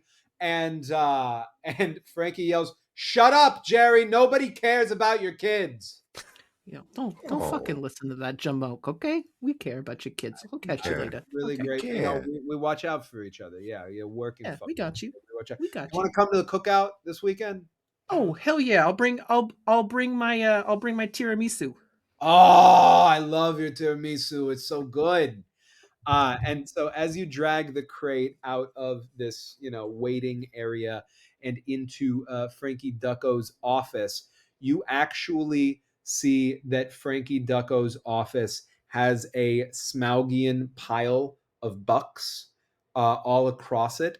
There are areas for you to sit or kneel or stand, but sitting would be in uncomfortable seating at the foot of this pile. And Frankie Ducko is at the top on like an old-timey projected screen flickering in an image that shows that he's actually elsewhere playing solitaire. And he says, "Yeah, I'm at Fanciful Fiasco. For those of you who are slow, that's the casino that we run, right? The casino, Fanciful Fiasco. Anyway, yeah, thanks for getting the crate here. I'm really glad that you didn't completely fuck that up." And he just throws down a final card on that solitaire, and he says, "Yahtzee! I win again!" And jumps through the projector screen into the pile of bucks and swims through it over to you all, tumbles out of it very inelegantly, lands at the end of that, half stumbling, having hit his shin, and says, "See, that's a somersault." And just looks at you, waiting for applause. I like your Scottish uncle better. He's got Yeah. better form. Well, my Scottish uncle ain't here anymore. It's a new day in Helluva Town. What? Oh, What the fuck do you want, kid? What was that? I am a visionary, okay? I am a disruptor. I am here to disrupt Helluva Town, okay? Helluva Town has been doing okay for a while. Are you good with okay? Are you good with okay? Are you good with okay? I'm pretty okay with it. You would be. You would be. And that's why you're you and I'm me. Right? I earned everything I got. Okay? I started at the bottom of the pile. I was only given a small loan of maybe $5 million from my family to get started. And I only lost 3 million of them. As a family man, if you know what I'm saying, you're a disgrace. But okay, continue. I'd be offended if I cared about your opinion. Oh. Of all the solitaire tables and all the casinos in all the world, you all had to walk in the mine. Why do I have the dumbest debtors? Why? Why? Well, I think the dumbest debtors go to the dumbest bosses, right? Yeah, that's the thing. It sounds like kind of a what's the common denominator? Now Is a it a denominator. typecasting thing? Yeah, are you typecasting? Am I typecasting? I don't know what that means. Also, do not know what denominator means. Yeah. And I don't like how that makes me feel. So I've just decided to add a little bit more to your debt. How does that feel? You like that? Does that feel fun? You enjoy that? You like that? Will you just get on with Listen, kid, come on. You wanted a crate. You All right. stole us from fucking prison. So what the fuck do you want?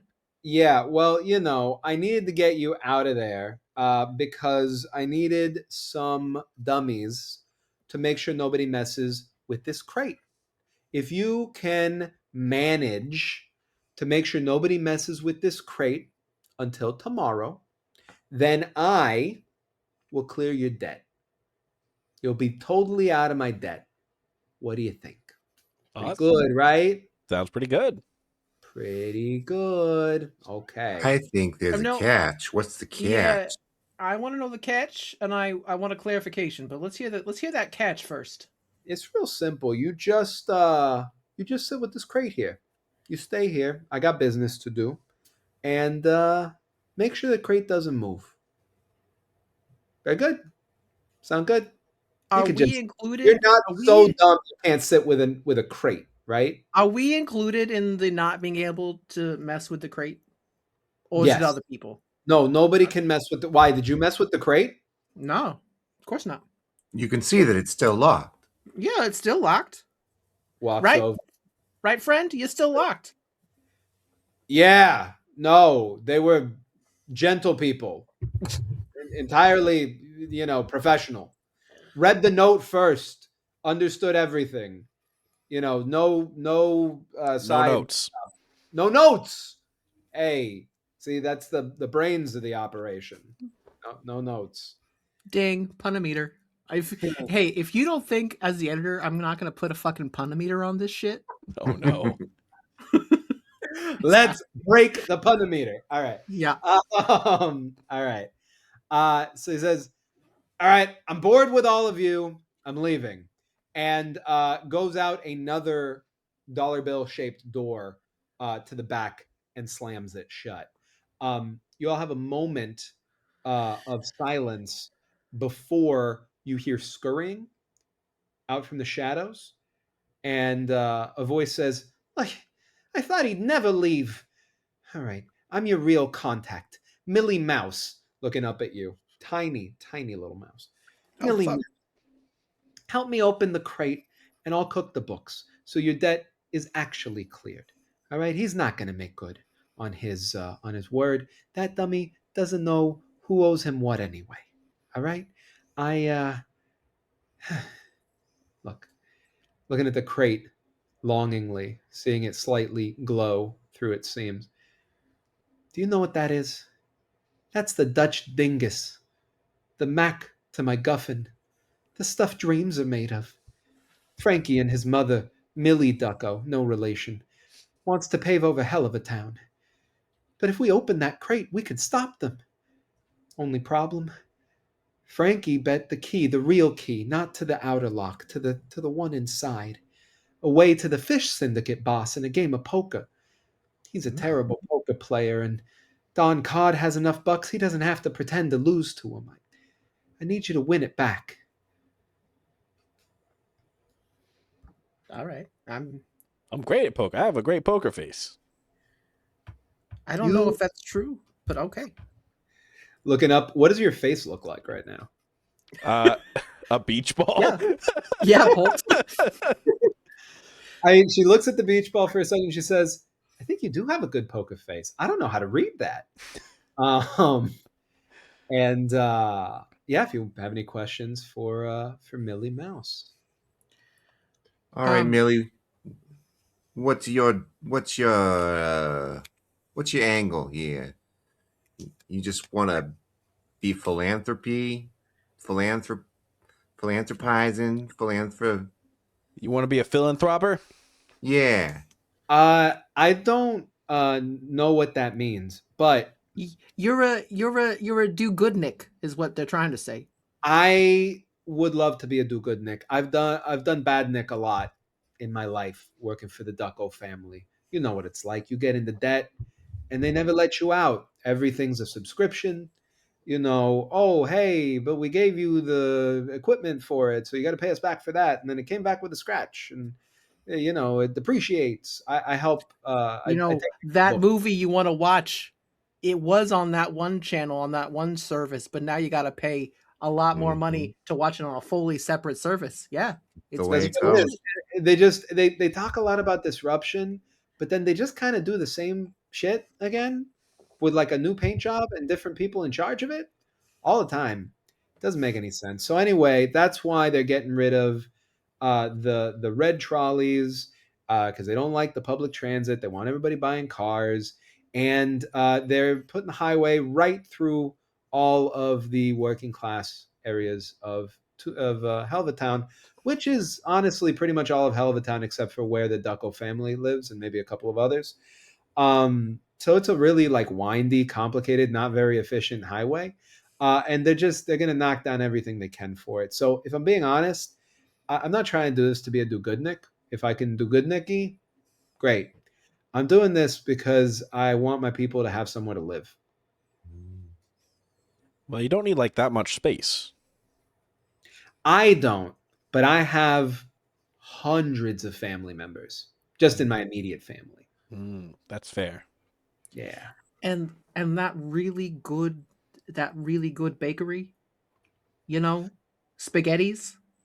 Spaghetti's been there as long as Helluva Town itself, That can't go. and it'll be gone. They want to. It'll They be want to gone. put it. They want to put an extra lane right through Spaghetti's. I think they're just doing it to be Right mean. through. Right through. Oh, Spaghetti no. says they're going to try to stay open and see if they can work around it, but I don't think that's going to work. But it'll kill the vibe at the very least. You know. It'll be loud for one. Okay. So fair.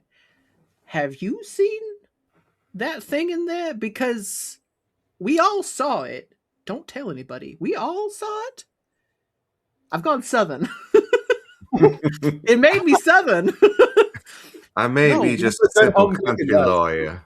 I'm just a simple country. That's me. It's the You red sound tie. like I couldn't- my brother, Blanc Benoit. There it is. Blanc Benoit. What a lost Oh! opportunity. Oh, Blanc Benoit, the greatest detective in Helluva Town, Yeah, none other. Yeah.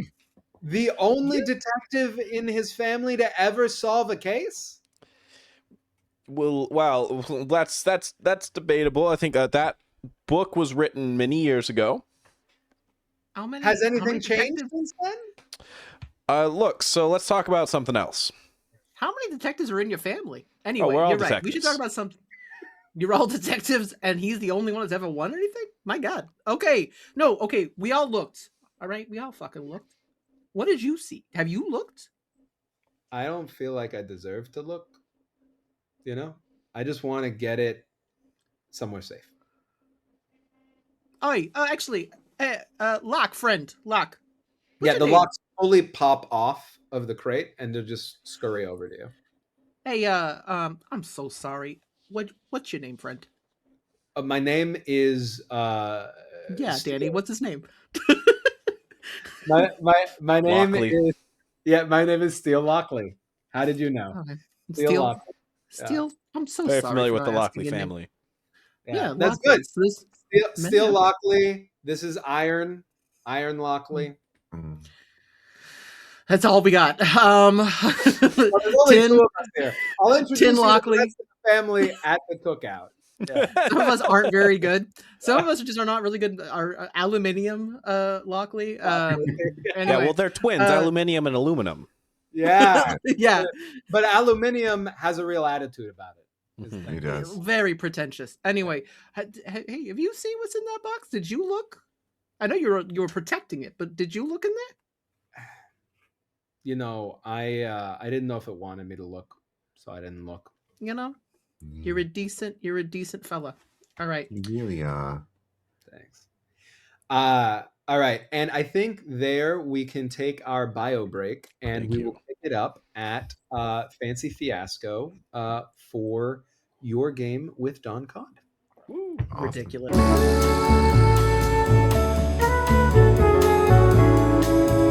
Alrighty, so you all have been tasked by Millie Mouse with going ahead and trying to get the key to the secret container from Don Cod of the Fish Syndicate in a game of poker where it was lost by Frankie, because who else would lose it? So Freaking Frankie. friggin' Frankie. Get out of the Frank bonk. Mm-hmm. Mm-hmm. Frankie goes to Hollywood. Hey, very good. I like Frankie says relax, okay? That's a reference that most of our audience won't get because Yeah. I love babies. I So many love it. babies. I love it. It was older when we were like really little. Do you know what I mean? Like Frankie Says Relax was not like yeah. slightly older than us too. So it's Yeah. I love that. I love that very much. But hey, we're in 1930s Helluva Town. So, Mhm. all right. So you are trying to free the Dutch dingus, Mac to my Guffin, the stuff dreams are made of. And you find yourself at Fancy Fiasco, which is a massive casino that itself is also a tune. So the building itself is fully a tune, right? And it welcomes you in its constituent parts. Your understanding of it is kind of like a hive mind, right? Where its constituent parts are individual and also part of the whole known as Fanciful Fiasco. But you call it fancy for short. Do you come in through the front? Do you try to sneak in through the back? Do you look for an open window? You got to get in there and get into a high stakes poker game with Don Cod of the Fish Syndicate. How? So, for context for us, is this a thing that we can just like walk in and be like, "Hey, I want to do a poker game. You I can bet always my life." try. So, aside from the you can certainly try of it all, this is specifically in Helluva Town. One of the things that I really love about this system is the only limit really is your imagination. You can do any fucking thing you want. Anything you want. Most that's going to happen is I'm going to ask you to roll loony, right? Or pull loony. So, world's your oyster. I know that's terrifying also, but like you can give anything a shot that you want. It's mostly to figure out like if it is insane to just walk in and be like, one way to find out. "All right, I have no reason to believe otherwise. I'm going to walk in and just try and find Don Cod." I am also going to walk in, but I'm going to suggest I'll just go like that, and I'll suddenly have like the chalk lined suit suddenly goes from being like the plain white to being like that silver, like kind of like a fancier version of my very nice suit, my fancy suit. So I'm a little bit more put together, and I look over to Queenie. Want to be my date to the casino tonight? Why, I thought you never asked, sugar. All right, let's go. Listen, we should let's see if we can find you something extra nice to wear. And so find montage. So with that, Sarah, what does Pumpqueen Spice decide to wear to her big date night at the casino in the high rollers table playing against Don Cod? A sheer, sparkling sugar crystal dress with just hugs her unnatural curves and leaves nothing to the imagination. Nice. Love that. Everybody in the casino loves that in very non-objectifying terms that are purely consensual. If they are welcome, and if they're not, then they are made more demure. There is a lot of auga, feeling, right? A lot of hamina. We're tripping over a lot of tongues. It's real weird. They just keep rolling out and like again, they're very wet. It's like before, it's like these are cartoons, but they have digestive systems. Like there's a lot going on inside, right? So yeah, just very. Don't think too hard about tune anatomy. Don't do it because you'll hurt yourself. Yes. You'll hurt yourself. You'll hurt other people. Hearts hearts, ba-boom, ba-boom, ba-boom, out of the chest. People fainting, couches fainting. Somebody faints on a fainting couch, and then the fainting couch faints on a smaller fainting couch. On a smaller one? On a smaller one, crushes it, and then Oh. I can't catch you. I mean, no, but can we say that fainting couches are like fainting goats? If Yeah. they get a little bit startled, they just freeze and fall over. Teeter right over. And it's a little domino effect on smaller and smaller fainting couches that have a harder and harder time holding each other up. Oh no. That is the effect. That is the power of Pumpqueen Spice. And Billy Mochaccino, let's not sleep on how slick Billy Mochaccino looks. The two of you come in, you're full showstoppers. The staff there, which is a mix of folks. There's folks in there in the staff. There's stuff in the staff. There's foodies in the staff. A little bit of everybody. Even some skeletons, working some of the craps tables and stuff, throwing the bones, as it were. All that's going on. Everybody's really happy to see you. Polt, what do you look like coming in? I am wearing a beach ball. Is it like slightly bedazzled? Absolutely not. It has a tiny black fedora on top of his head and a trench coat that he has finally retrieved from his office. It was his other copy was taken when he was booked into Chorizo. Yeah. He feels like he looks elegant and that he looks pretty much the same as Billy.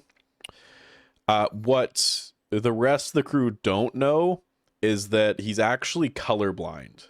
He thinks he's wearing gray stripes under like a black trench coat and not this rainbow beach ball aesthetic.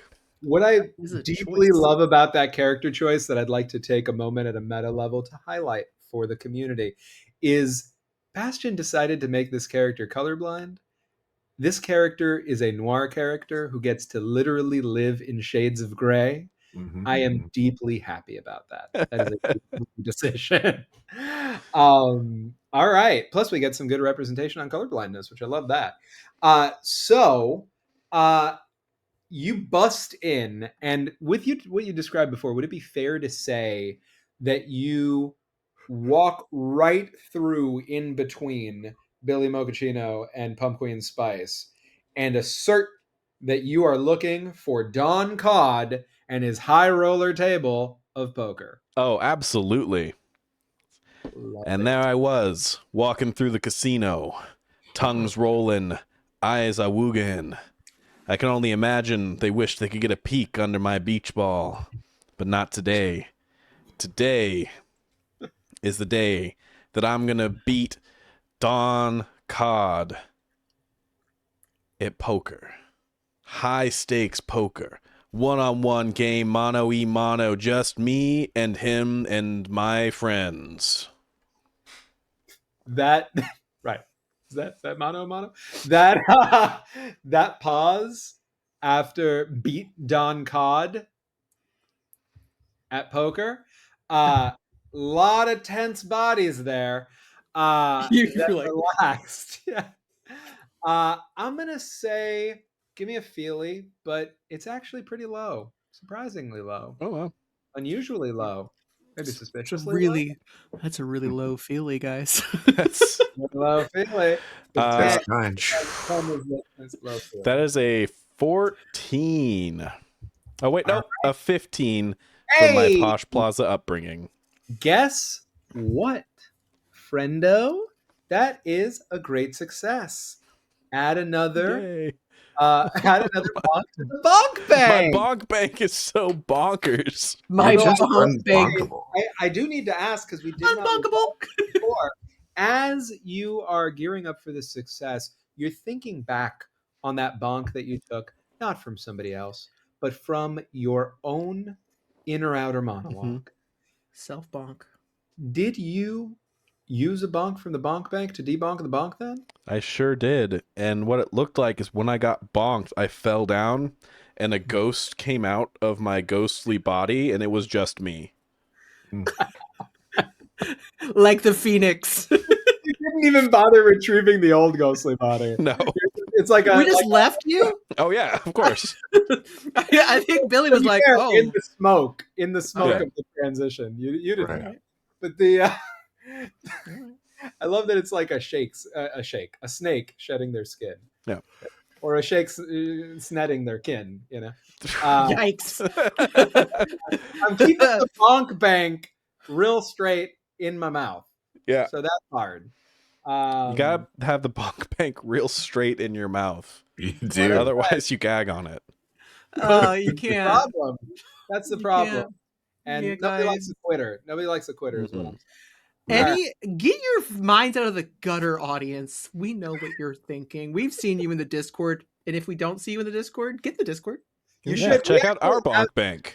You should check out our bonk bank in our After Hours channel also. Mhm. One of the lesser known gems of our Discord is we have an After Hours channel where we can have after hours shenanigan conversation. So if you do have any gutter level thoughts, You ever for them. you ever We seen got a night covered. rainbow? You ever seen a rainbow in the dark?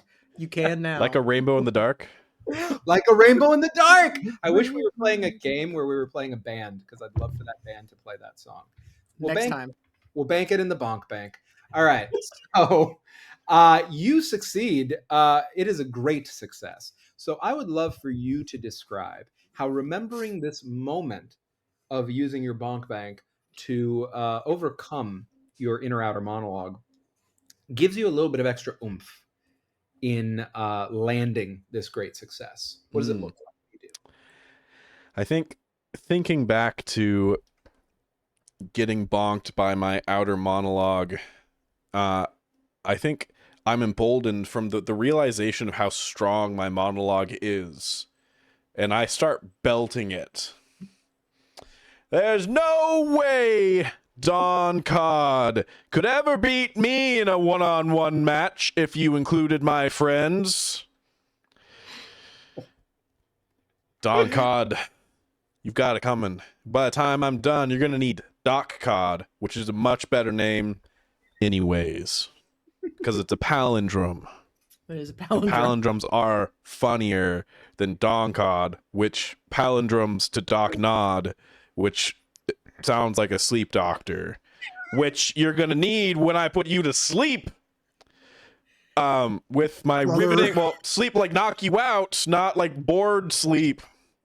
In this game of poker, I'm going to win. You know, Unless you're a coward. you hear from Those so right many behind you. breaks. You hear from right behind you. You know, I appreciate that Sleep with the Fishes was right there and you decided not to go for the low-hanging fruit. It was pretty good. You can imagine I hear it all the time. And Oh, I if didn't know you were a fish. If you look behind you, you see towering above you. Think here, Wilson Fisk of the Fish World. Wilson Fish. Wilson Fish. Don Cod's completely private real name is Wilson Fish. Canonically now. Acheron, get that for free too. That's Exactly. Giving them out. Yeah, so towering over you, upside down fishbowl over the head, full of water, gills a flapping, and says, "Yeah, I like your moxie. You could come play at my table. Bring your friends. It would only be fair. All of you against me. Well, mano y not mano. fair, but more fair." Just how it should be. Yeah. I think it'd be fun to have a little game. All right. Let's get them chairs. And then a bunch of entirely sapient chairs gather themselves into position, and you will be expected to sit on them for the game. Of course. Do I have your consent to sit on you? Yeah, I mean, it's my job. You know, I knew what I was signing up for. I'm not like a house chair. You know, Do you it's get cool. tipped? Ooh, I mean, we share gratuity here. You know, we're all a oh, team, so it's okay. I don't mind. Actually, it's pretty nice. You know, the I- management level of the labor side takes less than the rest of us because they know they make more than we do. It's pretty nice that they do that. It'd be better if everybody just paid us better, but you know, duckos, right? And Pumpqueen just looks at the chair that she's about to sit in and says, "You're welcome." and the chair faints and has to be replaced by another chair. Yeah, Uh, I get that a Don't- lot. don't say you're welcome again. I don't know if they'll survive. Look, I'm gonna float slightly above you. Just don't look up my beach ball. That's for your benefit, not for mine. Look, it's your dime. It's your dime, buddy. If you don't want me to look up your beach ball, I don't look up your beach ball. If you want me to look up your beach ball, I look up your beach ball. I'm here to party.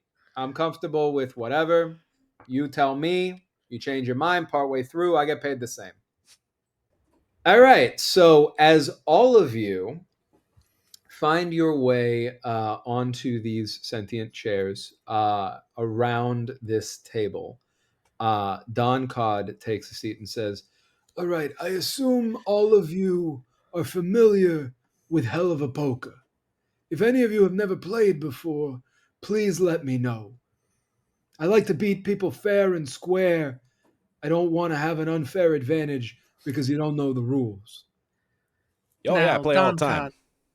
Don Cod, it's thank you for inviting us to your table. I really appreciate it. Yeah. Every house has its own rules, so of course I would love it if you would explain the rules of this game. Thank you for your respectfulness and for your straightforwardness. And thank you, Pumpqueen Spice. I recognize you from your just existing in Helluva Town. You're hot It's as hell. you make a lot of car accidents happen, but we all got together and talked about it, and we think it's worth it. So we appreciate you. Uh, I say respectfully, of course. Oh, is that why all the cars keep from crashing around me? I thought it was just bad drivers. So you'd think it was the drivers. It's actually the cars themselves. They Oh, they can't control themselves around you. They completely lose sense of time and space. But they like it, so it works. All right. So the goal here is to win 2 out of 3 hands. It's real simple. Just 2 out of 3 hands. I am going to yeah, not those hands. Hands of the game. Hands of cards. See. oh, I am going to act uh, as the house here. Even though this is owned by the Duckos, I have certain privileges in here, as you could imagine. They owe me a little bit. So I will act as the house, and I will draw 5 cards face up. This is colloquially referred to as the river. These cards are not cheats. Any cheat cards, we toss into the river with some cement shoes. These cards, these cards are honest, aren't you? And then you hear them all go, yeah, yeah, no, we're honest, we promise. All right. So, the river, 5 cards face up. I draw 1 card for myself. Each of you draw 2 cards from a separate deck. And you use those 2 cards to see how well you could play me. Playing just the cards would be a little bit boring. I get tired of that. So you could try to intimidate me. You could try to distract me. You could try all sorts of things, and we'll see how that goes. At the end, the best 5 card poker hand wins in each round. Anybody got any questions? No. no, Okay.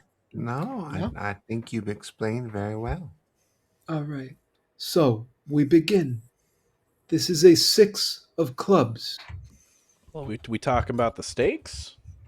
Oh, you wanted to do this for real. Mhm. What brings you here? What do you want from me? A certain key is key to our plans. Did Frankie, that asshole, send you here? I'm not going to give him back No, his it wasn't Frankie. It was a certain mouse. Did you call him Frankie? He would Yeah. hate that. I It's love his name, that. isn't it? Everybody, sure, it is now. Everybody, call him Frankie now. Okay, tell everybody outside. He's Frankie now. Nobody let on that you're doing it. Okay? It's important he not realize that you're doing it. You got to do that. You gaslight your enemies, right? Mm-hmm. Make them think Yeah. that they're crazy. It's That's what only sense. Yeah. Frankie. Yeah, so you're not here from that dingus Frankie, right? No, we're here with a certain individual interest. Okay. All right. All right. I'm going to shuffle this up a little bit more. We'll play for real. This is what I'm going to say. I like the cut of your jib, Billy Mochaccino. Of course, Pumpqueen Spice. You are spectacular. And I'm sorry, did I get your name? Polt R. Geist, detective inventor extraordinaire. Never heard of you. Are you related to that Blanc Benoit? Yeah, he is the other famous ghost detective. He's my brother. The only famous ghost detective. That's right. Yeah, Yeah. Okay. the Well, other famous. Yeah, the only famous ghost detective. I heard you the yeah, first time. yeah. I understood. Okay. This is what the stakes are going to be. I will give you the key if you can beat me. And if you can't beat me, I might still give you the key. But if you can't beat me, you work for me until I say your debt is cleared. And maybe, Polt our Geist, your brother, Blanc Benoit, ends up working for me too. What do we think? No, I'm sure he'd love that. All right. Everybody loves working for me until they don't. All right. I don't think that's good for worker retention, to be perfectly honest with you. There's always more workers in Helluva Town. Well, It's the good thing about that. All right.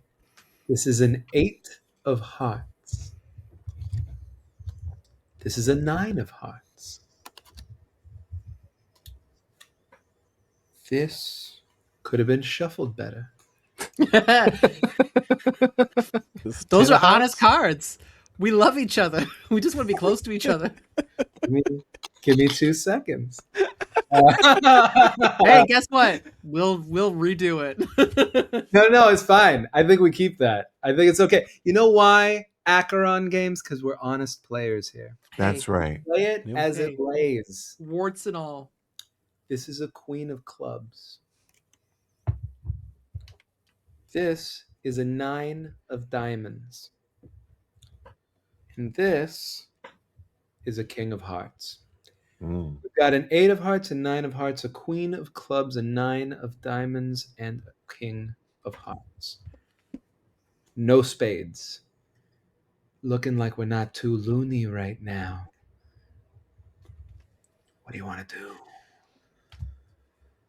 And above table, to make sure that I'm being fully clear, each of you have an action per one of these. You get to decide what kind of action you want to take, and you'll pull 2 cards as normal for that. That is going to be your pull for this to be able to construct your poker deck. So you will use that for whatever you're trying to roll. We will role play that, and at the end of it, the winner of the hand will be the one with the best hand off of the river. And I'll deal myself too at the end. It'll be fun.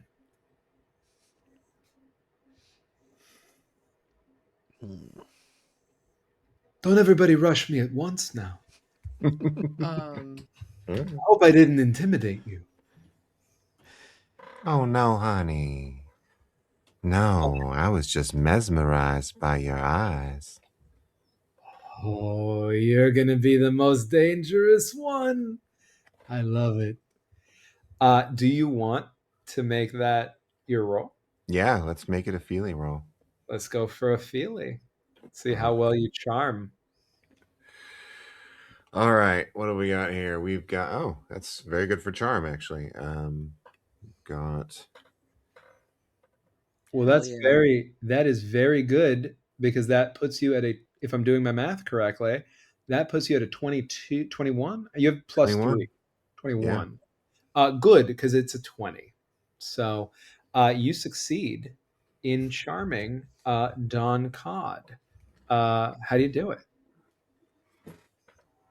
Oh, I just bat my eyes and like realized that my lashes weren't quite enough, and so I like quickly like apply some much larger lashes, which are about like 6 inches long, and bat my eyes a little more, and just I stand up and stretch a little bit just to make sure that he's looking at me instead of at all the cards in my teammates' hands. And you see a little pitter patter run across the giant body of this person, and says, "Humana, humana," and leans over to you and says, depending on how this goes, or kind of from my perspective, whichever way this goes, if you ever want to, I don't know, hang out. I don't know if you know this. I'm a widower, actually, so I'm fully not really out there, right? But I'm fully available. No pressure. Doesn't have to interfere with any kind of working relationship we might have. And I understand if you don't date people you work with. Just want to let you know I see you, and I like what I see. What about the two of you while this shenanigan is happening? You're being asked to sleep with the fish. Yeah, it's true. I mean, Um, I'm only asking for dinner. I'm not actually ready to go very fast, right? I haven't been a widower for that long, and we were together for a long time. But I think I might be ready to get out there. while Don Cod is being distracted, I would like to make a handy roll Okay. for some finger dexterity and maybe try to palm some cards. Okay, go for that. Yeah, let's do that. Let's do handy, which is I'm scrolling to remember what handy is. Handy is clubs. So Yeah. yeah. I'm gonna go ahead and use another one of my tricks to make one of them a joker. To Okay, make it you an have 11. it. You have it again because there's a new scene, so you're good. Yeah. Which thank God. Because no, think they would have been okay. Maybe it would have been okay. Plus 11 plus. So I get rid of one of these. Yeah, so that's a 21. So 21 plus 3. So 24. 24. I'll tell you this, cheating at this table would have been a 25, but with that distraction that's happening right now, I bumped it down to a 20. So you're not quite at a great success, but you pull it off. Tell us how you pull it off. I I think he like makes like he kind of leans over to Poltergeist and go, hey, he's asking him to sleep with the fucking fish. Wow, what like he made the joke about you not like he's kind of He's leaning into a stereotype. he's yeah, but then he also like he said, hey, I'm really glad that you didn't make the joke, and I'm like, it's just like there's just a lot of patter, and his hands are very like it's it's a duck in water. So calm up here, legs going crazy. Like he's just like he's so smooth. Can I also say at a meta level how much I love that you used your trick and flipped in a card on the attempt to flip in a card? Yeah. That's beautiful. The thing of beauty. All right. So you successfully have cheated your way. And what I'm going to say with that Joker is for the purposes of this, you can make that Joker any suit. That's canonically how it works in Helluva Town. So Yeah. what's going to happen is when you're going to make this poker deck, you can make it any suit.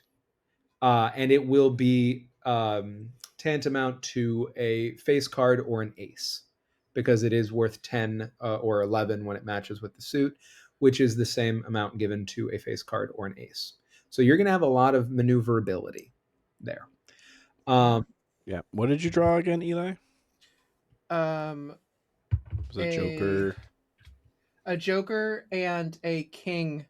of. We already had a King of Hearts, but I had a King of Hearts. Well, there is a five Okay. five of a kind that you can get. There is a 5 of a kind you can get, so you're all good. Holy shit! Oh, that's right. Yeah. Okay, so that brings us to Poltergeist.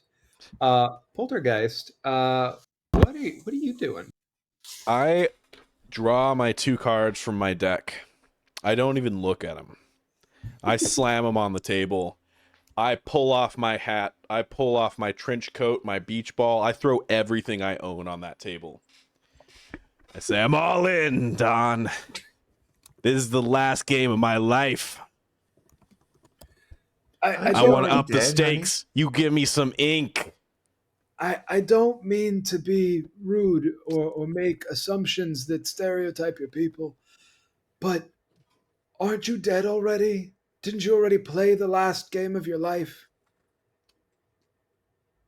I just need some ink. Just a little bit. Just a little bit of the good stuff to get me through the game, you know? I see. You're going to be very easy to keep in debt. What are the? I think you can roll to intimidate. It will be a feeling. What are the 2 cards you rolled or you pulled for that feeling? All right. For a Feely, I was hoping it would be for a loony. I wasn't loony enough. Well, I liked the overall. Hold on now. You pulled out a lot of stuff. I want to honor the intention. Give me a little more loon. Okay. Well, as I stand there, I want to remind everyone that without the beach ball, I just look like what it feels like to be sad. Looking at me is just fills you with disappointment, a little bit of pity maybe, just this cacophony of negative emotions. I immediately bring down the whole table. It's not to intimidate, it's to like of the old man. You're the meme of the old man who smiles with like he's like, yeah, keep it in. And full Eeyore vibes. I will say this reminds me of the very first D&D campaign I ever played. I played a hero with the background of Haunted One, and it says in the text that anyone who looks in your eyes is like overcome with the despair, whatever. I straight up like took that as gospel and used that as written. Oh yeah. And throughout the entire like 3-year campaign, like this character had a superpower to just like make people sob. And my GM, who was also new to the game, let me do it. So let's go with that loony spirit and see how you pull loony here, because it's going to be fun. It's going to be fun to see all these people sob. Go ahead. That is a Jack and a Joker. So that is 12, 22, 25. Beautiful. Okay. So Don Cod being intimidated is what we're going for here. I wanted to be like wigged out. I know I can't intimidate him, but I can like toddler with a knife. Like, sure, you're gonna win the fight, but you're not gonna come out unscathed. So here's the thing about Don Cod. I'm local? Exactly. So here's the thing about Don Cod. Don Cod is a big enough figure in Helluva Town that most checks against Don Cod are going to be 25s, 23 to 25s, right? This was 100% a 25. You hit a 25. So tell me how you hit that 25. What do you see? Like, you've already told us what you do. Mm-hmm. What do you see in Don Cod's eyes in this moment? Don Cod has seen a lot of desperate people. And Don Cod has seen a lot of crazy people. And I think what Don Cod sees, like first he sees like, oh, like there's some manipulation potential here, like this guy, like I can put him in debt and like just own him with a little trickle of ink every now and again, he's mine. But as like the clothing sheds and the like pit of despair starts to grow, it's like the lights dim, and like bringing back his conversation of his dead wife, it's suddenly all he can think about, and he's trapped in this like mind palace of like dead wife, widower, and then like looking at me and like batshit insane, like about to crawl over the table that has all of his earthly possessions on it, and like demanding to have a seat at the table and to get what he wants no matter the cost. This isn't someone like, sure, you can point them in a direction, but this is a ticking time bomb of a person, is I think where that realization starts to go, along with just like depression. It's like two directions of like, oh, actually maybe I don't want this person to be in debt to me. Sorry, I got lost in thought for a second. Yeah, let's just deal the cards. All right, we'll finish this off quick. Deals himself to. All right, what does everybody got? Throw them down at the same time. Throws down a 4 of diamonds, king of clubs. So he's got 2 pair of nines, pair of kings. Anybody got better than 2 pair? What do we add ours up or what? I'm So you take, no worries. You take, it's like a regular poker game, right? You take 3 of the cards that are on the table, right? Which I'll go over what they are again, and you make the best hand that you can, using the 2 cards in your hand and 3 of the cards that are on the table. Okay. Sometimes the best hand is the 5 cards on the table, but that is not the case right now, as far as I can tell. It's definitely not the case right now. So even just with what I did with my character, there is something called Super Poker in this game, which Bastion mentioned before, which is 5 of a kind, which requires jokers. So you can get 5 of a kind with jokers if things line up properly. And 5 of a kind is all 5 of the same number, like card. 5 of the same card. 5 of the same Yeah. card. Yeah. But the Joker can also potentially help you, because it's working as a wild, right? It can potentially help you get a straight or a straight flush, even if you want, royal flush, all sorts of stuff. If you show the cards that you have again, I can help facilitate also, because I've got 8 of hearts, 9 of hearts, queen of clubs, 9 of diamonds, king of hearts. I wish I could do more with my draw, but I think it's just a pair. No, you have a straight. Where? King, queen, jack, 10, 9. You're right, I do. Yes. You have a straight. Sorry, I was like, I don't have a. Yes, I do. Jokers are confusing, but yes, you got a straight. So right now, but it's not a straight flush; it's a straight. Just straight. Yeah, right now you're winning. What does everybody else got? I've got 2 kings of, and I've got a joker. So you got 3 of a kind. You got 3 of a kind. Well, you got a full house actually, because there's 2 nines over here. Yeah, 2 9. So full house. 2 nines over here. You've got a king in your hand. You've got a king on the table, and you've got a joker. So that is a full house, which does beat a straight. So full house is currently winning. And Sarah? Yeah, I've got a jack and a 6. So with a jack and a 6, what are the suits? They're both hearts. You have a flush. You have an 8, a 9, a jack, a 6, and a king, because you have 3 hearts here on the table. And a flush beats a straight but does not beat a full house. So all 3 of you beat Don Cod. The order is Billy Mochaccino has the highest, then Pumpqueen Spice, then Polt Geist. But you all beat. And you only needed one to beat him. So with all of you having beat him and him being a little bit down in the dumps, he says, I don't know how much more I feel like playing. I want to do right by you. We'll see how this next one goes. If we're tied, maybe we make a deal. Maybe we don't go for a third one. Unless, looking over at Poltergeist here, unless you really want to play the third one, I don't want to take this away from you. He puts 5 more cards on the table. First up is a Queen of Spades. Then we've got a 9 of Spades.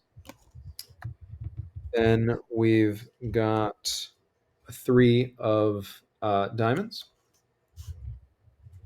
Then we've got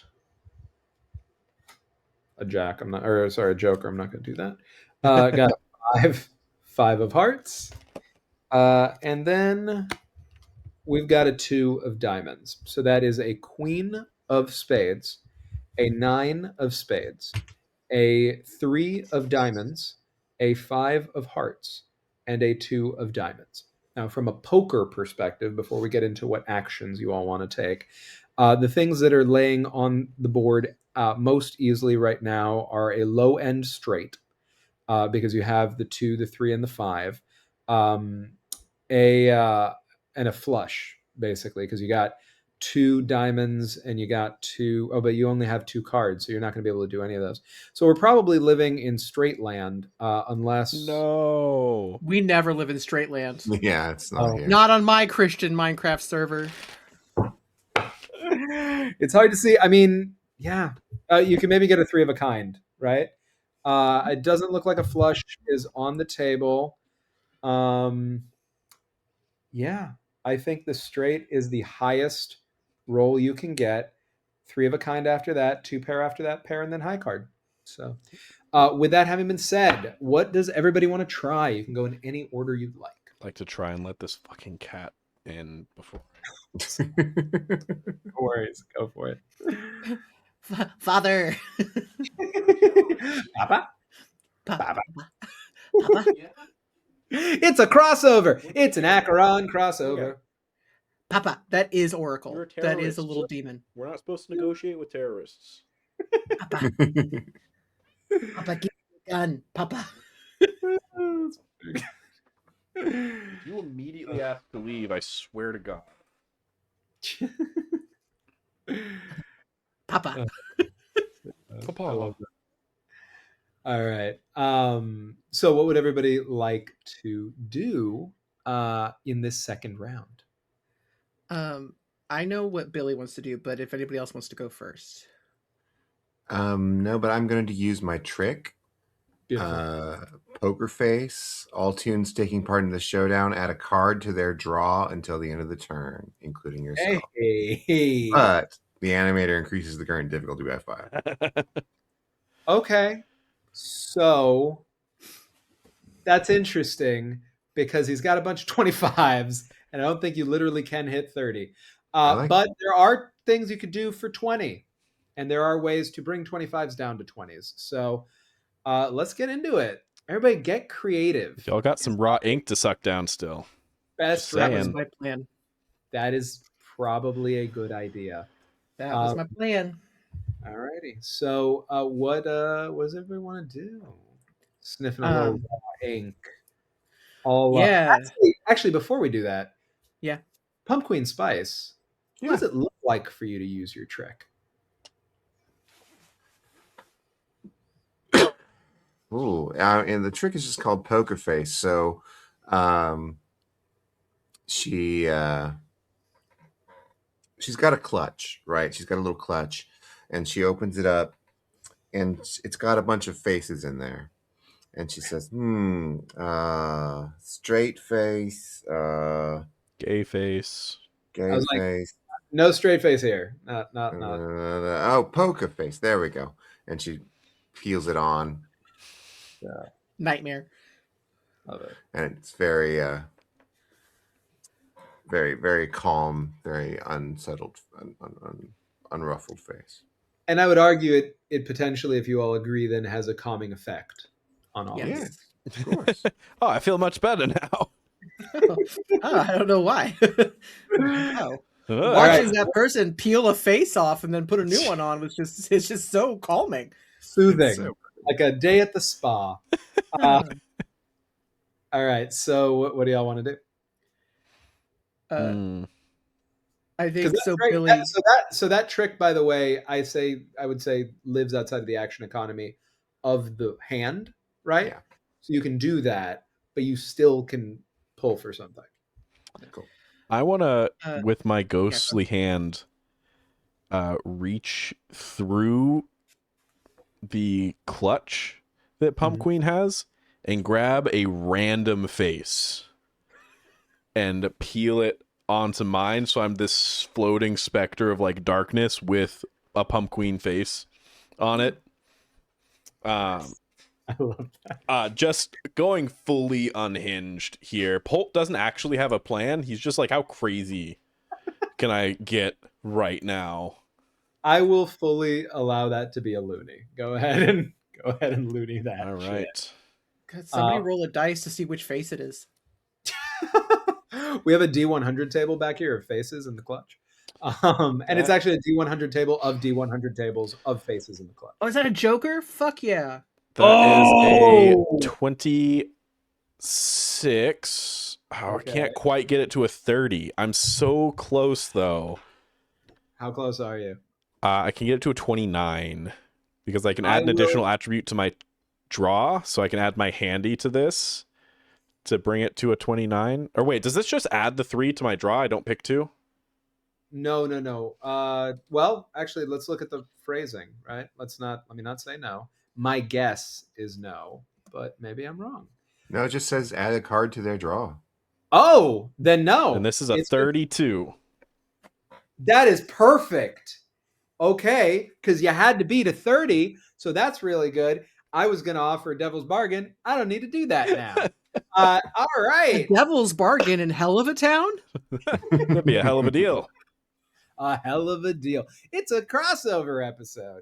All right. So tell me how you succeed in just scaring the pants off of Don Cod. It's like, again, like this slow, like watching this person melt down of like a mixture of feeling sorry for them and like I'm not sure if I'm safe anymore. Like I thought it was a toddler with a knife. This might be a toddler with a Glock.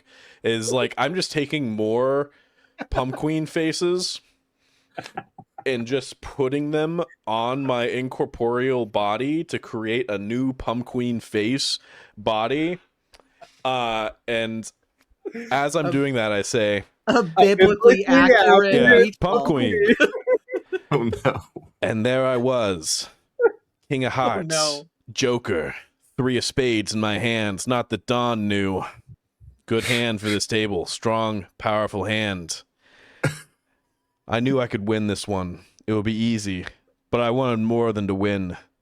I wanted full victory. I wanted an admission of defeat from the Don himself, a badge of honor, so I could finally get out from under Blanc's shadow.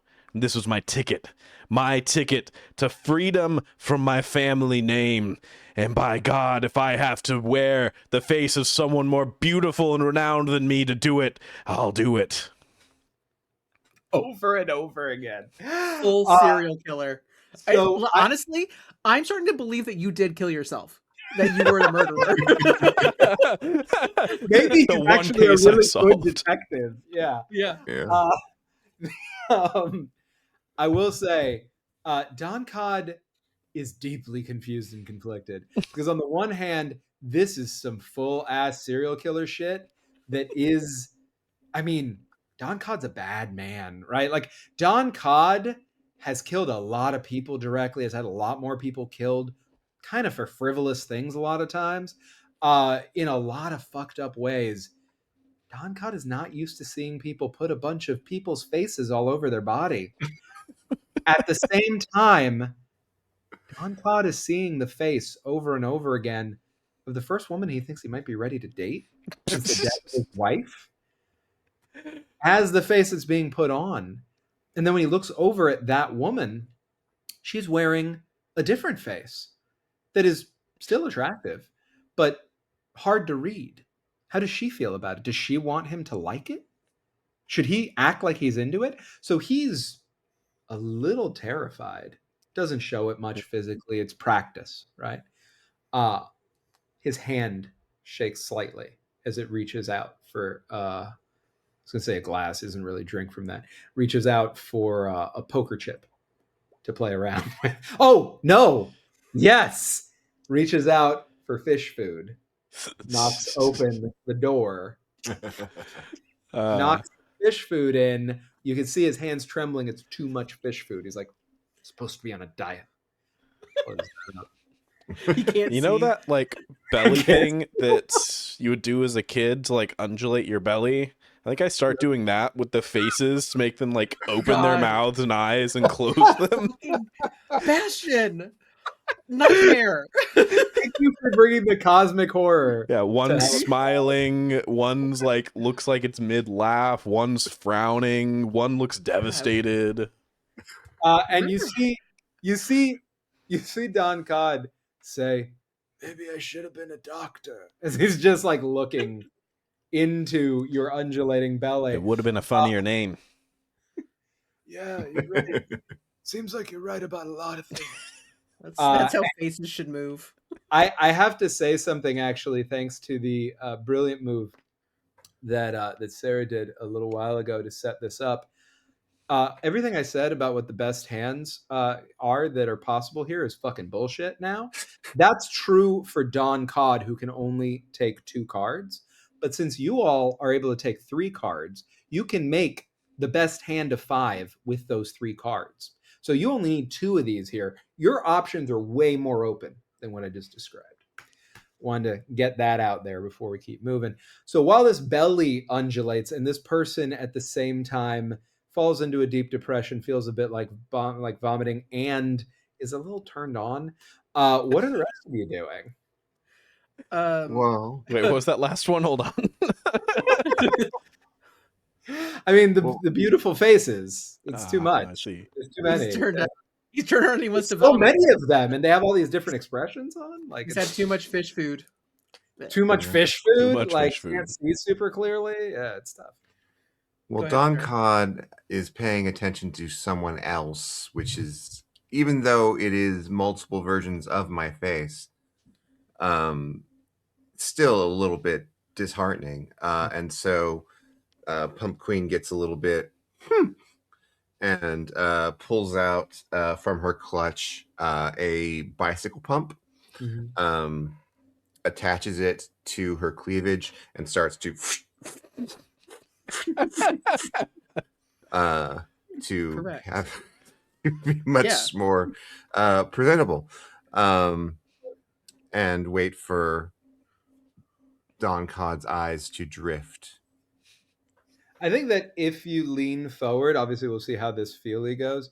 Yeah. If you lean forward, then Don's attention will shift slightly. It becomes a question of how much and how much you're able to hold on to it. But yeah, Okay. pull me that feely. All right, 1, 2, 3. You gotta come up cards. with a new phrase. This But guy's it's so good. It's, It's so perfect. such a problem. Remember, you're pulling 3 for this feely. Yeah. Oh, I amazing remember. innuendo. Okay. How I began my time here at Streaming Rainbow is with relentless innuendo. So here's what I've got. Oh my god, that's so good. Okay, and that's a feely, which is hearts. So you 25 get base. 25 base, plus you have a 3 on that, which is 28. 28. So you were already Actually, hold on. I'm gonna down some ink. To automatically succeed. No, Okay. it draws an extra card. okay. You'll be able to hold on to that extra card because everybody's ink does different things. You can draw an extra card and have that be a part of your potential hand. I can tell you right Well, now. Actually, what happened is they made the ink rules simpler for the quick start. The raw ink rules are more complicated, and it sounds like Pumpqueen has the more complicated ones, which technically will make her not ink out because she has 2 queens. Or 2 now, rather. Hey, that is really good to know. Acheron, you see what we're doing here? We're playing your game right. Also, Bastion not being the allegations of being the fucker who knows everything. Bastion is incredibly smart and wise. And talented. No, y'all are. I'm the dum dum.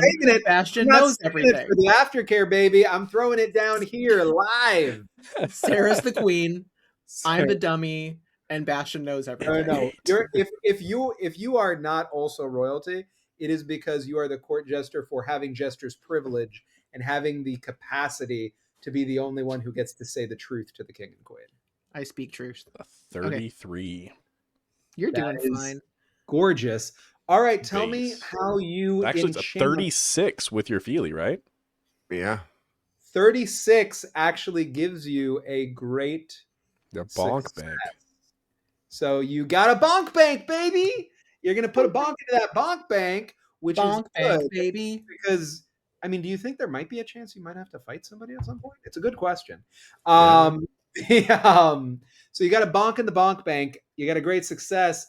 Tell me, how does Don Cod move from seeing this undulating cosmic horror in front of him into being in full thrall with you? I think. Have you seen boobs? I don't. Boobs. Yeah, boobs. I think we see Don Cod's fishy eyes staring at Poltergeist's display, and just a quick flick over to the side, and then just slowly pull back as we see Don Cod's pupils turn into the shape of breasts, boobs, and nice, and fair. just sort of bulge out in that classic way. way. I think actually telescoping out. Oh yeah, is a good. Also, but the telescope is just 2 boobs. It's a literal fisheye, but also a fish bowl, so they are even bigger than you've made them because they are fisheye lens. And the bowl expands. They are fisheye, so they can see. So they see just very wide frame on the. They're really helping you out. And and the fish bowl expands out with the telescoping eyes, but just where they telescope. So it telescopes out with it, as is proper etiquette and protocol in Helluva Town. I mean, Don Cod is a lot of things, but Don Cod knows his Helluva Town etiquette. All right, astounding successes across the board. Eli, no pressure. What do you want to do? Yeah, no problem. No pressure. The good news is that I do have a quick start. So Billy is going to pull out a flask of raw blue ink to give himself a little bit of liquid courage, because when I drink my raw blue ink, I have an automatic success on a handy challenge. And I would say, what is less, what is playing poker? Just playing poker, but a dexterous, handy skill. Classically, the dexterity-based game, poker. You got to use your hands. Listen, I'm looking at the rules, guys, and nothing else makes sense to me. So, what is Billy Mochaccino specifically doing with his hands to make that work? He's just like he's doing card tricks. Like he's like like flipping cards through his fingers. He's a fucking magician. Yeah. He's like, no one's paying any fucking attention to me, and why should they? There's an actual abomination next to me undulating, and there's the greatest pair of tits I've ever seen in my life. Respectfully. Disrespectfully.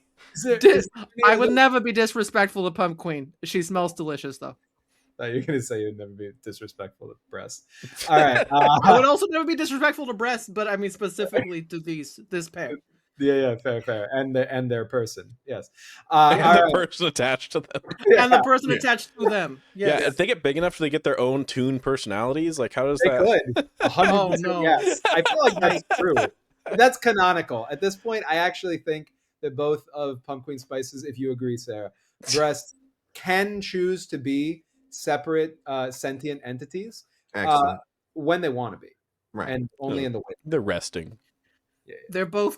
It's both canonical and conical. So Hey. Natron, you get that for free too. Yeah. Do it. Make A resting jokes breast about- face. Exactly. Ah! That's nice. That's very good. There's so much breast going on. He's got some breast face in his eyes. They're sisters, not twins. Let's go. Hey, that's true. That's true. We out here standing for natural bodies and accepting and loving who you are. What is more natural than drinking ink to grow your breasts more? Bike Listen. pumping them. The bike pumping. That's right. That's right. All right. So you're doing card tricks. Give me a handy, please. I automatic success.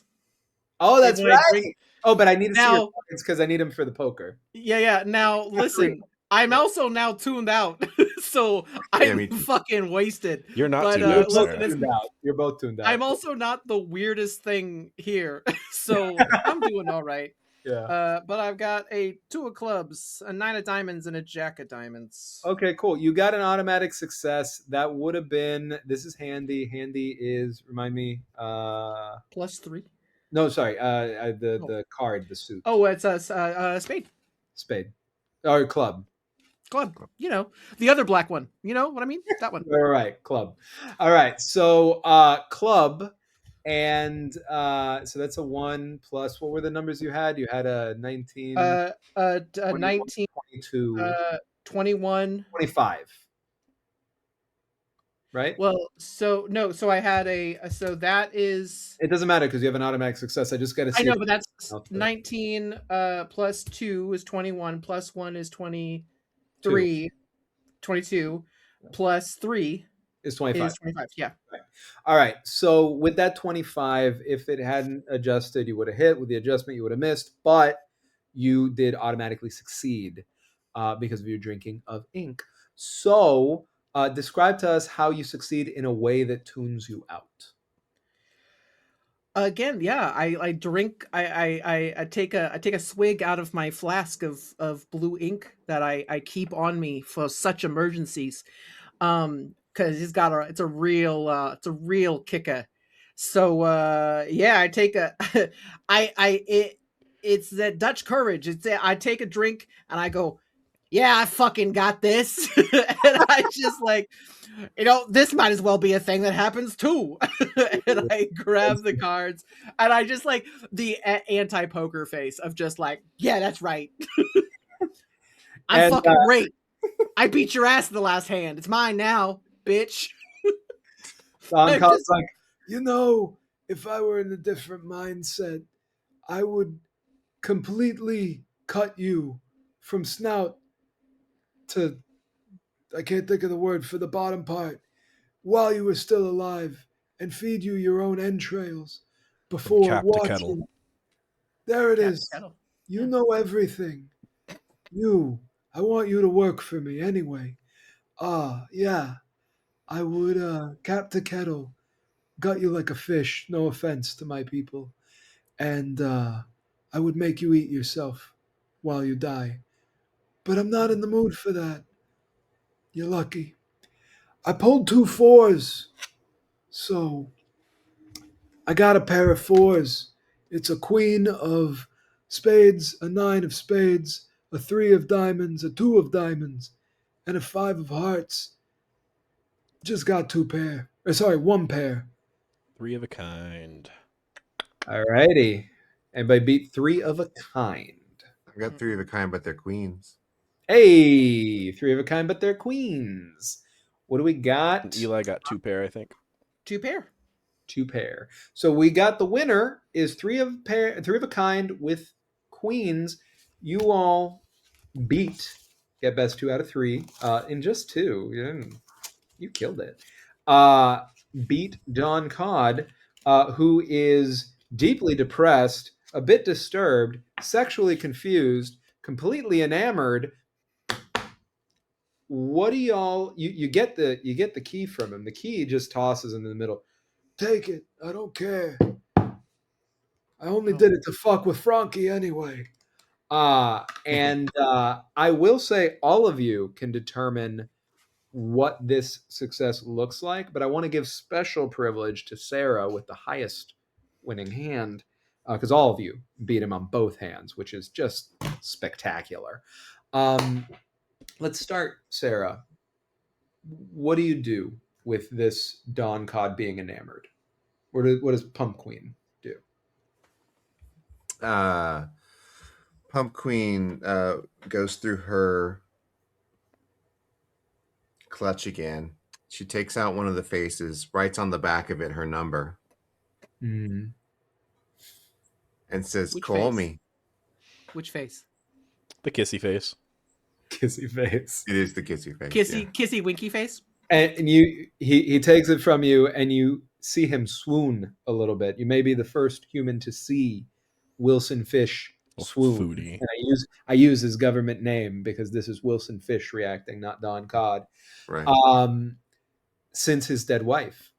And he says, I know this was supposed to be a business transaction, but I'm glad that you're not working for me. Makes it easier for us to date if you'll have a clumsy fish like me.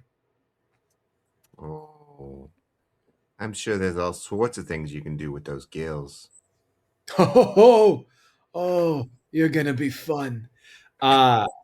Next up, I'll give it to Bastion because Poltergeist had the next highest hand.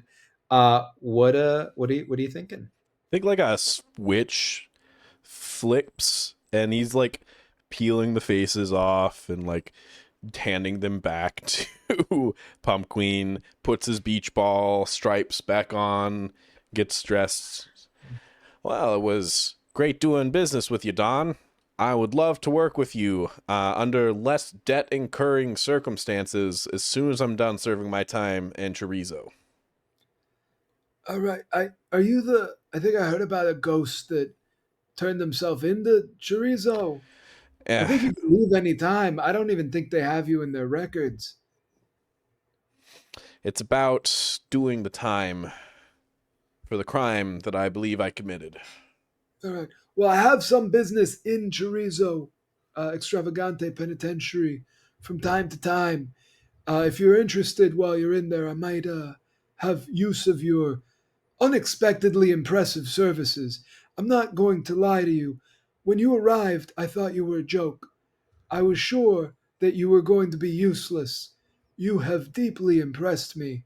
You are genuinely terrifying, and I only say that to the people I like most. I'm flattered. I'm wearing these stripes, though. I thought I'd be looking professional. It's the multicolored does catch the eye. Wait, the what? It's a beach ball. It's all different colors. It's like stripes of gray. No, it's like a rainbow. Do you think a rainbow's gray? Yeah. Oh A no. Rainbow. I mean, Rainbow. I suppose. Are you colorblind? I don't think so. Okay. Well, if you were colorblind, I'd tell you that a grainbow is a perfectly wonderful way to appreciate the world around us.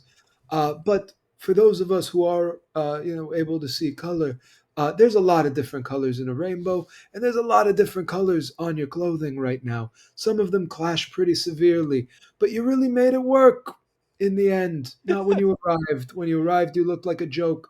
But now I see that was all a facade. And you, my friend, you're a smart one. Don't let anybody tell you otherwise. Looks over at the tuned out Billy Mochaccino. Can this one not hold a drink down? What's going on over here?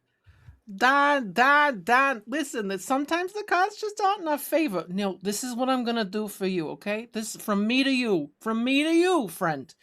I'm gonna get you the best coffee you ever had. And guess what? That coffee is gonna be good for your health because it will lower your mercury levels. Okay, From me to you, a gift. I have to kind of maintain a certain amount of mercury for my own like homeostasis, but I appreciate that. I'd like to be able to have some of it. I also don't really love mixing in hot beverages into the water around I here. Hard to see through. But if you give it to me as grounds, then I'll Yeah. eat them up. Oh yeah, absolutely. It's Like a a little toasted. like a little toasted. It'll be a little nutty, a little That's right. yeah, just a picante. Yeah, absolutely. I got you. From me That's to how I you. do an espresso, is just in I chew it. I like to chew my espresso. The fish. X card. What? What the fuck? I love that that's the thing after also you being an Eldritch Horror. And everything. Yeah. That's Hey guys, guess what? Bastion is not okay. Great with Eldritch Horror and biblically accurate angels. Chewing Not your good with eating. espresso grounds to drink them? What the fuck is wrong with you, Danny? Stop judging fish kind. I'm a serious fish, okay? I'm a serious fish. That's the fish equivalent of taking your coffee black, right? So the things that makes them From look me to tall. you. From Yeah. me to you. All right. So, oh yeah, there was a mouse that came around here. Said that they were pariente of Millie Mouse. Had some kind of note for you. Where was it? Oh, here you go. Hands Fucking over the note. notes. Who takes it? Not me. I can't fucking read. I'll I'm take gone. it. Polt, grab it. And there I Can you was, see it? holding You our can't second have note for colors? the day. Holding the second note of the day. What's it saying? It. All right. It says, I'm going to try not to be obnoxious about this. Stop. Somebody grab the crate. Stop. You got to find it in the Museum of Oddities. Stop. Please help. Stop. Why they keep saying stop? I don't fucking get it. What do you mean? I'm stuck at the first line. They told me to stop. See? It is a very inefficient way of talking. Wait, did they fucking say the crate's gone? Fuck. Museum of Oddities. Oh, you need to go to the Museum of Oddities. We'll get you Yeah. right there. And you see Don Cod slams a hand on a button you had not noticed on the table. Did it just pop up? Was it always there? It's hard to say. And the chairs that were under you step back from behind you and say, all of them in unison, "It's been a pleasure doing business. Remember to tip." And you all fall down a silly swivelly slide. Well, I that each of you fly have. down, I think, but I can't Well, fucking the two of them tip. do, and then you decide what like, you oh, want to do. yeah. See you later, Don. You go down. This is becoming repetitive. I'll show you. I'll send you tiramisu. Real question: do you tip while you're on the way down? Yeah, I give a. I don't have. I only have 5. I've I got- only have $5. I've got 10. I'll tip I'm gonna give $5. 2. I'm gonna do Alright. 2. You give 2. You give 5. Yeah, I'll tip 5. All right, you tip $12. Everybody adjust your buck count there. Do a count for that. And these slides pull you through toon time and space, moving you through 2D and 3D, taking you through the past, present, and future of Toonkind. Every toon that has ever existed and will ever exist passes before your eyes in their full life cycle: birth, life, death, birth, life, death, until you tumble out in the middle of the Museum of Oddities. And luck would have it, you're right in front of the crate. Oh, well. I fully tip over and vomit espresso. Like, I was far too. That was fucked. Oh my god. Oh, the crate's here. Hey, Lockley, how you holding up?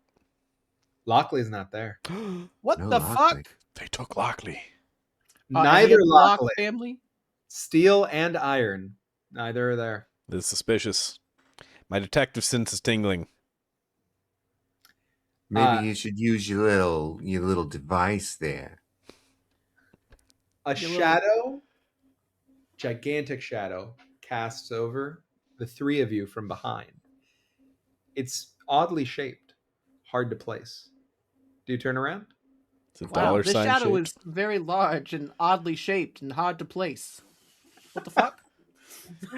As you all turn around, stepping out of the shadows caused by the lights behind them, is what you recognize as not a big shadow creating monster, but Millie Ducko.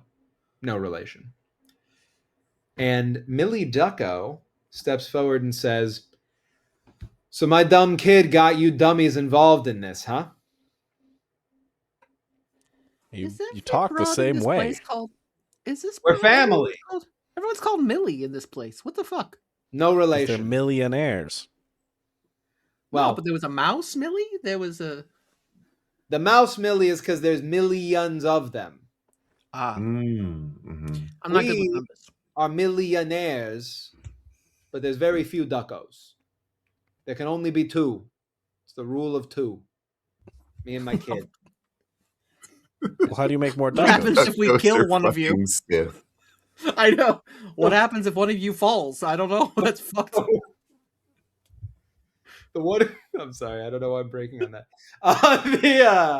The one who falls obviously becomes a duck and takes our place. Like the one who falls, the one who kills us takes our. That's how you make more duckos. Everybody Oh. knows it. The ducko family is two people.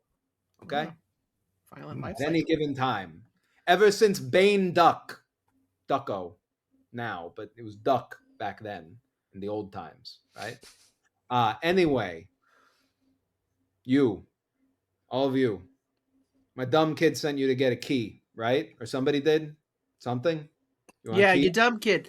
You dumb kid sent us to get a key for sure. Great. That's exactly what Great. happened. You need to get in here, all right, and open up what's in this crate right now Why?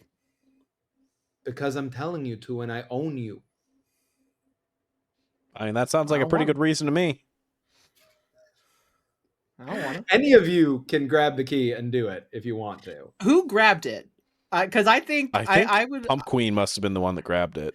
Yeah, I would have got it. given it to Pump, shoved it in her beautiful tits, and Hold on to this. Let it roll. Listen, it's I don't got it. I don't got the key. No, right. if I had the don't key, know I where would it totally could do be. it. But All right, that's fine, dummies. We'll do it the hard way, boys. I wouldn't call And it fucking the dummy. room fills with empty suits. And this is what we call a showdown, kids. You get to go first. So go ahead. We're treating them for mechanical purposes as a swarm. So they have a certain amount of bonks above table that count for all of these lackeys. That is their rank. Their difficulty is 12. So in order to hit them, you need to do a 12 or higher, and success is rated according to this.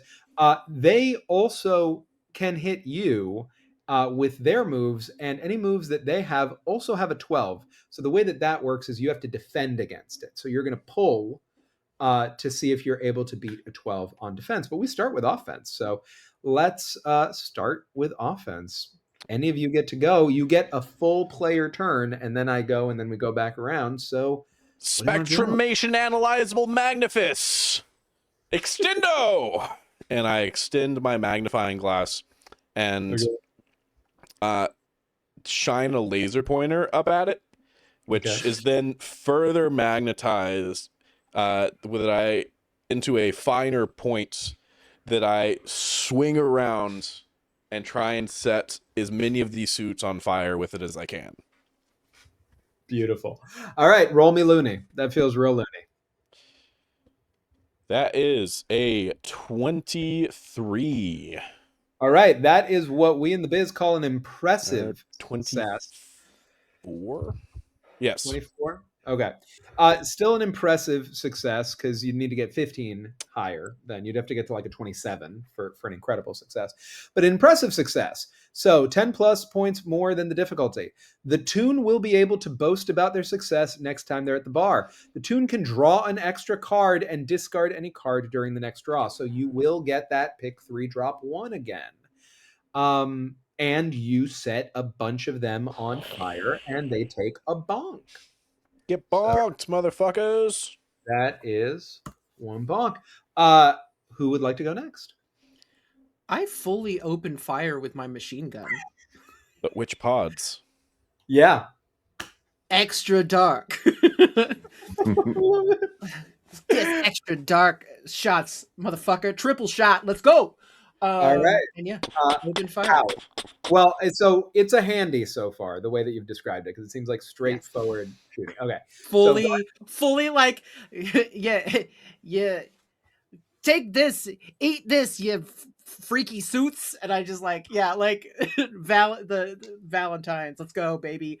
Beautiful. I love that. We'll resolve the roll, then we'll do Sarah's, and then I'll describe everything together because it all kind of happens at once. Go ahead. Is it handy? It's a hand.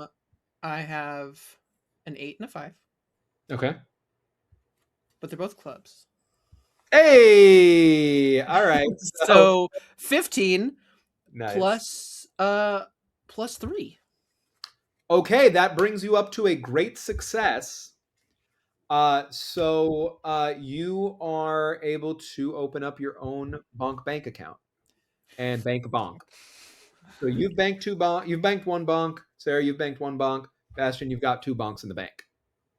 Just as a reminder. All right, and you through these empty suits. You dirty animals. Exactly. Keep the change. Kevin McAllister is the BBEG of Home Alone. No one will ever. Cheap polyester suits. Your threads are showing, bitches. All right, Sarah. What about Pumpqueen? Oh, I've got a run in my stocking. Oh no. And she reaches down to her dress and lifts it up to expose her leg to show the run in her stocking. And then when all the suits are going, ooh, she lets fly with her gun and starts shooting pralines at them. I'm going to say that's a feely because you are distracting them mentally and emotionally. So let's do that. That All was I my can hope. think of is that Yzma scene from Emperor's New Groove, but like in a good way. But for thank good. God. Yes. Oh, thank God. All right, here's what I got. It is okay, cool. It is this. Very good. So for Feely, you don't get any bonuses on the roll there from those suits, but that is a 14 and you had to beat a 12. So you're all good. That brings you up. Plus Just 17. 14 Oh, plus 3. 17. So you also get a great success and you will be able to bank a second bonk. So you got 2 bonks in your bank. Bastion got 2 bonks in the bank. Eli, you got 1 bonk in the bank. And these empty suits don't know what hit them, y'all. They're 3 bonks deep. They are not doing so hot. They are fully all on fire. They're riddled with bullet holes from 2 different guns. Question, there were different kinds of pralines advertised. What kind of praline was used? Crap, I don't know anything about praline. Luckily, these are cartoon pralines, so they could be anything Sweet you and want. spicy? Or is it like the Kentucky hot? Sweet and sour pralines. Oh my God. No, X sweet and card. spicy. I I said sweet and spicy. Okay, that's I like the idea that Bastion can play in the darkest worlds imaginable, but snacks are the Achilles heel. Hot chicken, guys. Let's go. Yes. So I think. Yeah, these are sriracha. Love it. praline. So that burns even more alongside the fire. There's just like an emerging, trend here. They do take their turn because they are not quite KO'd, though they're feeling real rough. So they're not, and they are going to do 2 attacks on all of you. First attack is they're going to run around you trying to tie you up in red tape. So I need you to each pull 2 cards to defend. Okay. Any stat that we're using to defend? That is a good question. Let me really It quickly. feels like a touchy, but I think I want to say the way that the system spirit works is you describe in narrative how you do it, and I can tell you what kind of role it is to defend. Because arguably you could use any of your stats to defend, and there isn't anything about it, like, because this is a cartoon reality, right? So we're not in a situation where like it's red tape, so it has to be a physical defense. Who says? You could talk to the tape if you want, right? It becomes a question of that, but I'm checking the rules just to confirm it. Yeah, the rules are that yes, we defend narratively, and then that narrative defense leads to what we draw. Beautiful. So with that in mind, everybody tell me how you're defending. You're welcome to go. I'm going to go in backwards order. So Eli, it's going to be you up first. So we'll see if I can share the character art, but the character art, Billy always has a stogie that is almost burnt down. So with a 20, they are going to just take their cigar and just burn through the tape. Like, come on now. So I don't know if that's touchy or handy, but that feels Looney. that feels like loony to me, honestly. Oh, great. So loony is 3, so that's a 23. Beautiful. 23 puts you in impressive success range. So you're also going to be able to draw an extra card and discard any card during the next draw that you make, right? Hell yeah. So pick 3, drop lowest on your next draw, which is good because you're going to do a second defense now. Sarah. Yeah, Pumpqueen is just going to pout whenever they get close enough to try to wrap it around her and just go, oh, Love it. no. But I've been drawing pretty well, but my luck is over. Is it? Apparently it is. 3 and 4, that's 7, and then with Feely that gets you to 10, so you do fail but not by a lot. So you are going to take a bonk. You can take a bonk from the bonk bank and diminish that, and then you'll be down to one bonk in the bonk bank. I just need you to describe how you avoid the bonk using the bonk from the bonk bank. Yeah, so they start to tighten the red tape around me, and it squeezes me up really tight and makes me really squeaky. And then she thinks about it for a second and like unlaces her corset so that like all of the weight just falls down, and it expands so fast that it breaks the tape. Nice. Love that. All right, Bastion, Poltergeist. And there I was, wrapped up in red tape as always. Bureaucratic bullshit. I struggled against it as much as I could, and after a moment I remembered I'm a ghost.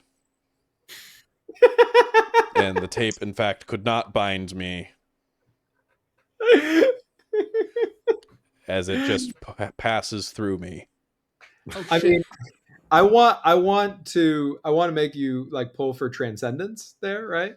Transcending, like, can you pull for Nirvana? No, it's it's a loony. It's very All right. clearly a loony. And I drew these. Fuck this too. That is a 22. All right, so you also get to draw 3, drop 1 again next time, because that is a 10 plus impressive success against that 12. So y'all are doing well, but you got another set of attacks coming right at you before your next turn, and it is affectionately referred to as the downsize. What happens is, seeing that their red tape did not do what they wanted it to do to all of you, they bring out the big guns, knowing that this is probably their last hurrah here, right? Their last opportunity to try to get you. And they are going to try to flatten each of you using cartoon steamrollers into 2D versions of yourselves. That is going to be a DC 12 to defend again. So pitch me whenever you're ready, each of you, on how you're gonna do it. I think. Yeah, Pumpqueen just stands in front of one of the steamrollers and says, "Do you really want me to be flat?" Feely that. Feely that. Yeah. All righty. Wow. So that is, if I understand it correctly, that is a 19, right? Because you have a +3 on Feely. So you are able to bank another bonk. So now you're back up to 2 in your bonk bank. Bastion. Yeah. I think. And there I was. Once again, a physical attack against my incorporeal form. But I'm learning. I've been dead for a while now. 3 days. You learn things when you've been dead this long. One of the things I learned, steamrollers. There's no way they could be effective against me. Not without some sort of dead steamroller coming at me. And they have alive ones, it seems, from my vantage point. All right, roll me a loony, because it's more. The more you know. Queen. Nice. 6, Okay. 9. Oh shit! 19 to 22. All right, so you get to do the 3 drop 1 again next time, because that's a 10 plus. So killing it on that. Eli. I see this steamroller coming for me, and I go, like, still holding the stogie, going, nah, and I just spew hot percolated coffee into one of the headlights, because it's their eye, to make them wildly veer off into a wall. I love that. That is a loony. Please give me a loony when you Which get is great, because I've got a 9. So I'm going to drop that 9. Yeah. Okay. And loony is +3. Yeah, so that's a 24. So Plus, you. Oh, 25. Yep. That is so good. All right, it's an impressive success. You are also going to be able to draw 3, drop 1 next time. Yeah, y'all successfully kept all of these from doing anything to you, and it's your turn. And they're kind of on their last legs. So if you want, you could do like a group thing. Trinity attack? Yeah. Let's unravel these assholes. Yeah. How do you do it? Can we? I open my void stomach Okay. to accept the unraveling. Hold on. I'm ready. I got this. And I just reach out and I start, like, it's like it's like I just start throwing it in there, and it just the void sucks it in like a black hole. So it goes woo, woo, woo, and so they just unravel Like a fire hose. Yeah, fully. In reverse. Yeah. And Pumpqueen? This is better than spaghettis. Pumpqueen has had in her dress this whole time the entirety of Polt Geist's original sheet, and so she takes it out. It's still sticky. The whole time. And so she just starts swooping it around to catch them up in and swoop them into the void stomach. I love that. I feel like all of you should probably roll loony or pull loony on this. Yeah. So pull me loony, and let's see how it goes. Absolute All nightmare. right, so that's for me is 16 goes to 19, and I want to keep this trend going, so I'm going to use my newly dead to add my handy to this as well, and say that I'm going to start also like spooling them up as they come on my Spectro Analyzer to bring that up to a 22. Beautiful. So you'll be able to get the draw 3, drop 1 again next time. Who's next? 17. Love that. You get another bonk for the bonk bank, so you're up to 3. So it wasn't looking good to start, but luckily I can draw 2 more. Hey! So 23. Nice. All right. So you also get to draw 3, drop 1 on your next one. And y'all, how do you want to do this? Like we just said. Absolute go into the nightmare. stomach. Finish it up. Now, question. When it's all done, Pumpqueen, do you put the sheet back on to at least Poltergeist's stomach? Oh yeah, I just gently drape it over. Look, this looks so nice on you. But my stripes, I thought they made me look tall. Hey, listen, it's a great how about it's like a good surprise? Ah, that's clever. So as you are basking in the glow of your success, Millie Ducko says,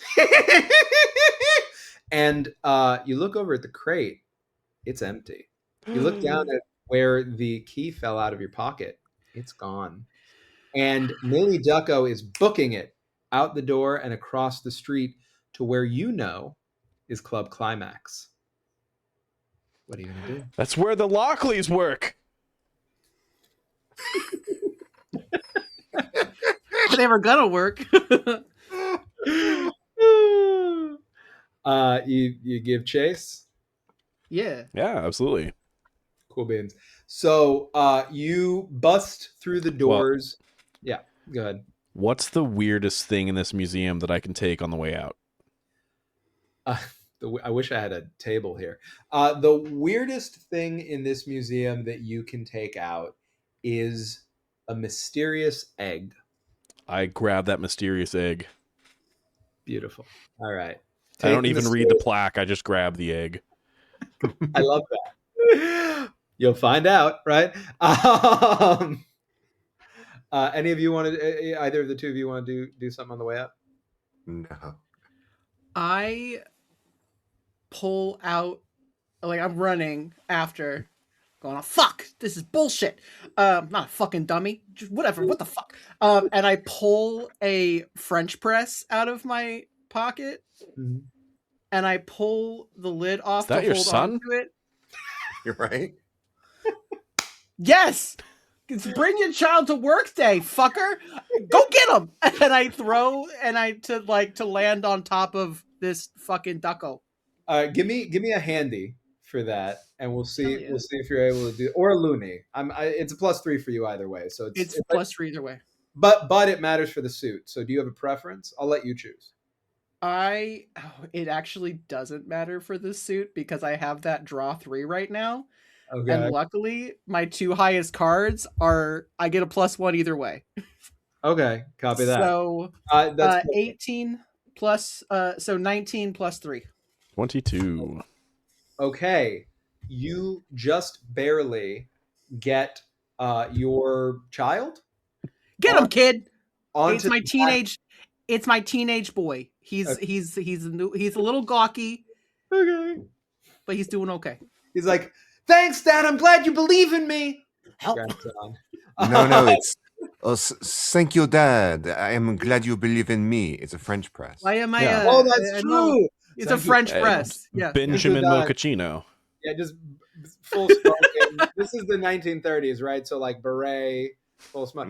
Son's a mime, actually. Striped. Yeah, he's got the striped shirt. Yeah. He doesn't talk at all. He just goes.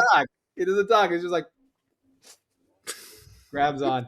I don't question what my kid is into. All while smoking and drinking wine, loving life, and inventing, beautiful cinema. All right, so fully attached to Millie Ducko and says, All right, now it's a party. And runs on in. Fuck. My kid didn't do shit. Let's go. I mean, your kid's attached. Your kid's attached there. I know. I thought he'd do more. I thought he'd get her. Does he have a self-destruct button? You know, he's a teenager, so yeah, probably. Don't we all? Yeah, I still have mine. How many cups of coffee does he make? Like 6, 7? On a good day, yeah. That's very, you have a lot to be proud of, says the universe to you. I don't have an NPC there to talk to. MPT, excuse me, there to talk to you. All right, so you all book it. Do you approach the doors in any particular way, or just sort of like barge in? Barge in. Hey, So we're here with bargain. Lockley. Goodbye. My name is Lockley. Goodbye. You don't look like the other Lockleys. No, he's my cousin. It's a cousin. Through marriage? Yeah. Why am I helping you? You chase Millie to Club Climax. It is chaos. You see Breezy Blunderbuss on stage screaming "Arr!" as Millie Ducko stands center stage holding, can't really describe it. It's pure. It's beautiful. It makes you want to cry. It makes you believe. If you believe in God, it makes you believe in God. If you don't, it makes you believe in yourself. It makes you believe in the people you love. It makes you remember everything that has ever mattered to you in your entire life. And right next to it, Millie Ducko pulls her face off and looms the size of the interior of Club Climax, which is 2 stories high, and reveals herself to, in fact, not be Millie Ducko, but be who you all would know from reputation as Wicked Waltz, a giant metronome known for his evil ways, who says, "You dummies! The kid and I put his mom in a box. I needed to be able to get into this. Now I'm going to take this," and you start to hear jazz music come out of it. Real jazz. Jazz from the early days. Jazz from the soul. Jazz that isn't made for consumption. Jazz that is made because it speaks to something essential in us. And he says, "I'm going to turn it into music." Starts shoving it into the center of themselves, saying, "It's better this way. It's more accessible. You've got to think about the bottom line. How's this going to play in Poughkeepsie?" What are you going to do? Is this an actual metronome? It's a giant metronome. Just a big fucking anthropomorphic metronome with arms and legs, but it's a metronome. Hey, Betty! Betty, get get the weighted part off of it. Just pull. I'm gonna have my son. I'm gonna pull the weighted part of a metronome that makes it work off of the metronome so it can't fucking work. Beautiful. Roll me. Is that going to be a handy or a loony? How is your darling baby boy doing this? Use your mind work, kid. Loony. I think Loony. I will say, shout out to the other Acheron game that we play here on Streaming Rainbow, Inferno, because you now have a darling bouncing baby, just like we have in our Kanto, right? My son. It's a crossover episode. All right, go ahead. So for Looney, this is what I pulled: a 6 and an 8. Didn't you have 3? Weren't you able to do 3? No, because I only get I used the 3rd for the last one, and you didn't get it again. I don't think I rolled high enough for because I only did by like 1 or 2. Oh yeah. When I threw my son, I don't think I. That's right. That's right. Yeah. That's right. Yeah. So 9. Well, and then I get a plus from the club for being loony. Oh, it's 15. So 15. 6 and 7, actually, 18. if it's loony, you get a plus if it was handy. Yeah. Clubs are handy. Oh, yeah. That's right. It's a spades. Never mind. So 14 to 14, 17. 17, yes. 17. Okay. So with a 17, able to get the hands around it and be in there with it is not quite able to yet get it out. Can it move it up to slow the metronome down? Yes, I will say yes. Yes. That is the middle ground there because it's not even barely a failure, right? It's less than 5 away. So you yeah, you're able to, through your son, get it to slow down, and the process of shoving this, what you've come to realize in your heart of hearts, is the soul of the city, is the living soul of Helluva Town, into its chest to compress it into Muzak. It now is going to do that a little bit more slowly. What would y'all two like to do? I would like to hand the mysterious egg to Pumpqueen. I can't incubate this thing. I think you have better incubation equipment. I mean, especially since you're a ghost, right? I mean, I think that's I tried It's sitting not- on it it, has- and I just floated Yeah. straight through it every It time. has nothing to do with gender. It's fully, not gender fully thing. about being corporeal. Look, Yeah. Mochaccino's metal. He'll just crack it. We're trying to crack not this egg. You are kind of the only organic thing here of the three of us. Yeah. I love that. Is that sexist? I'm sorry. We weren't being sexist. I We were mean being this very disrespectfully. Or sorry, no, I mean this respectfully. It's the situation you find yourselves in, is what rational. I it don't is. want to be a mother. Pumpqueen, how do you feel about this? Very maternal all of a sudden. That's sweet. Yeah, she's gonna curl it up in her arms and say, "Hey, little guy. Hey, are you ready to come out and face the world and save the city?" I think that's a feelie. I think it is too. Yeah, let's go ahead and roll that feelie, please. Okay, so that is a Joker and Ooh. a 7. 18 Love that. plus 3 to a 21. Okay. 28. With that 21, you are able to successfully incubate this egg. I will say, by the way, as a reminder, this is a new scene, to be overt. Everybody has their tricks back. Mm-hmm. So, on this 21, this egg cracks open. And inside of it, what's the first thing just the first part of it that you see? The teeth, all of the sharp teeth. Of a hacksaw?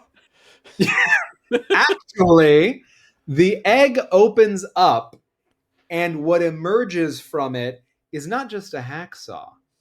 It Good is job. motorized. It is A baby chainsaw. baby Aww. chainsaw with wings. It's a Oh. winged baby chainsaw.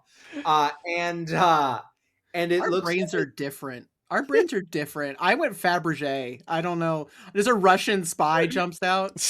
I love that. I mean, who said where the chainsaw is from? Yes, the chainsaw It's a Russian. can also be a Russian spy. I Yeah. have more than one identity. Nice. Right. Comes out and looks up and says, "Mommy." Mama. This is where we find out that, well, I mean, we do know that Pumpqueen is a spy. This is where we find out that we're getting red roomed right now. Yes. Well, looks up at you, Black Widow. "Mommy," but then you see that that they wink a little bit, and you look at their little arms that stick out on the sides of their chainsaw body, And they're doing a quick little maneuver that others can't see. That is like, oh, they're your contact. Of course, they're my contact.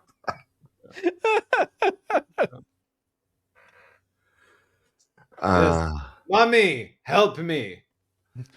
Mother, Lift. I need help. Mother assist. Lift it up. Fly. Faster, Buzzy. Kill, kill.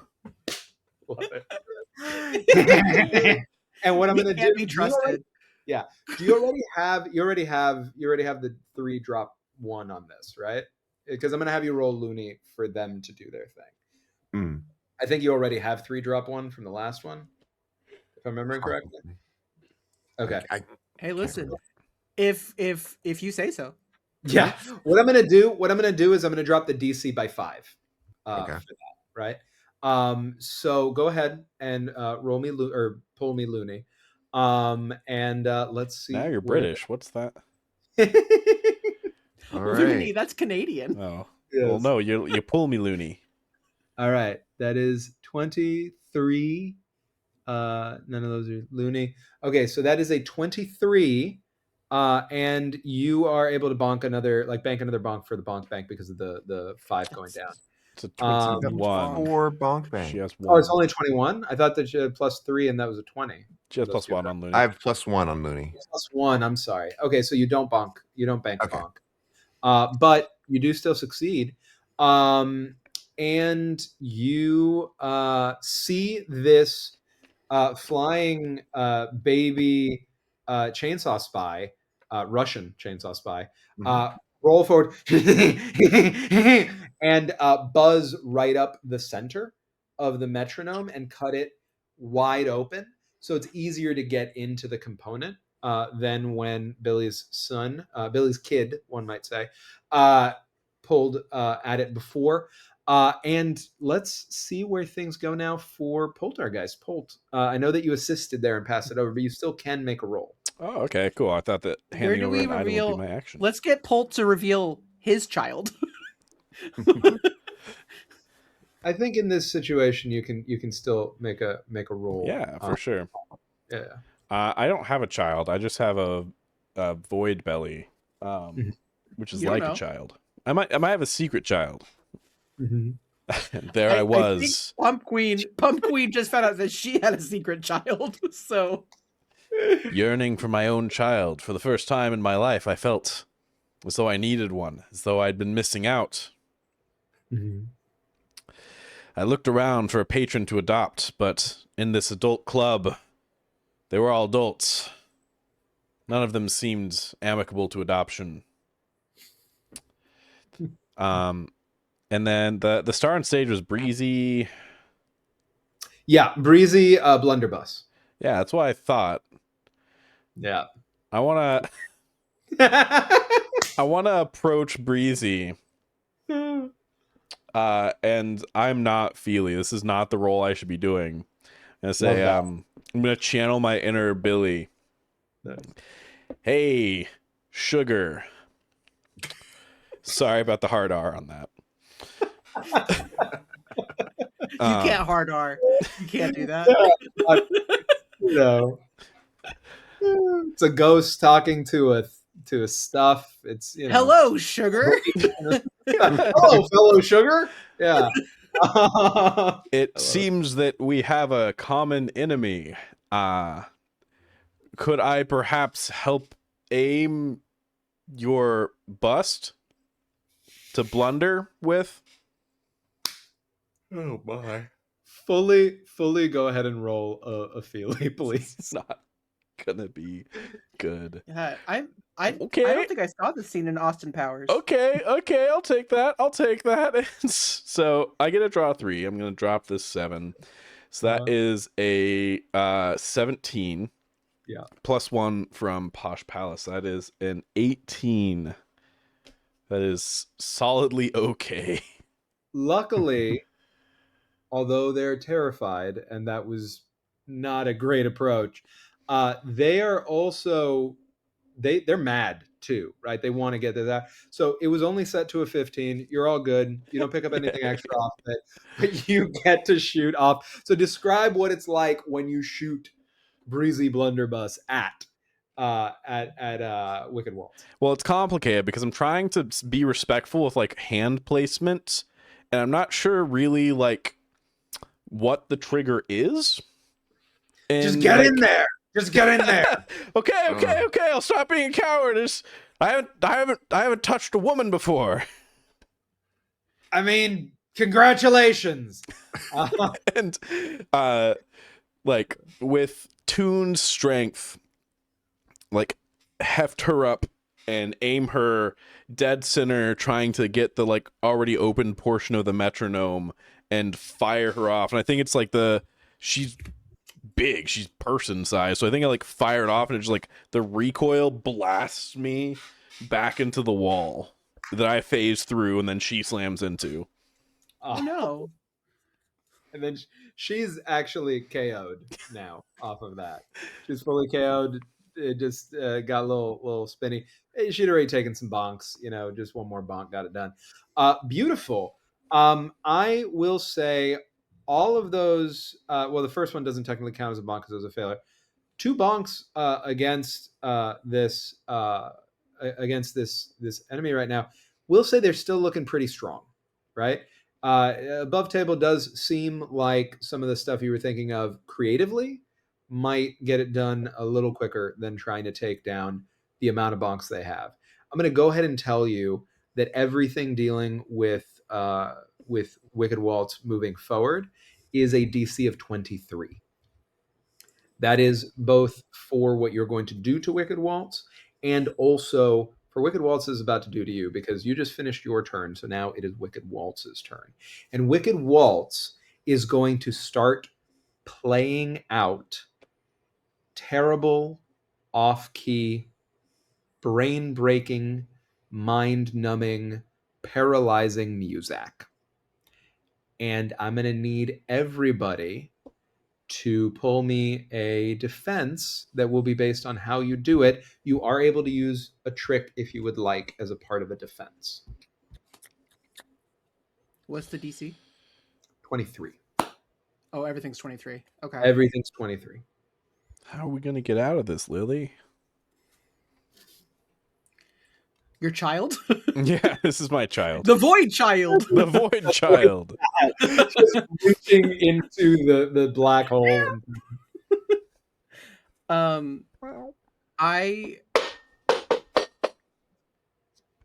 That's right. My child. My son. My mime son. I think Billy Billy just starts singing Dean Martin music as loudly as possible.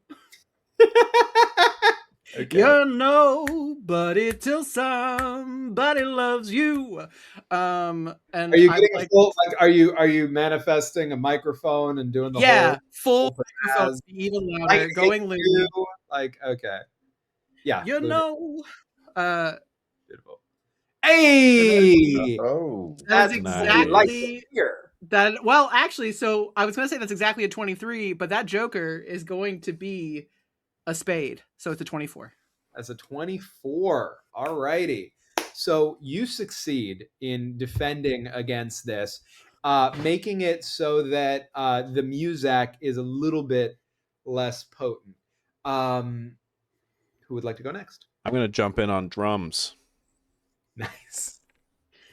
Jazz band.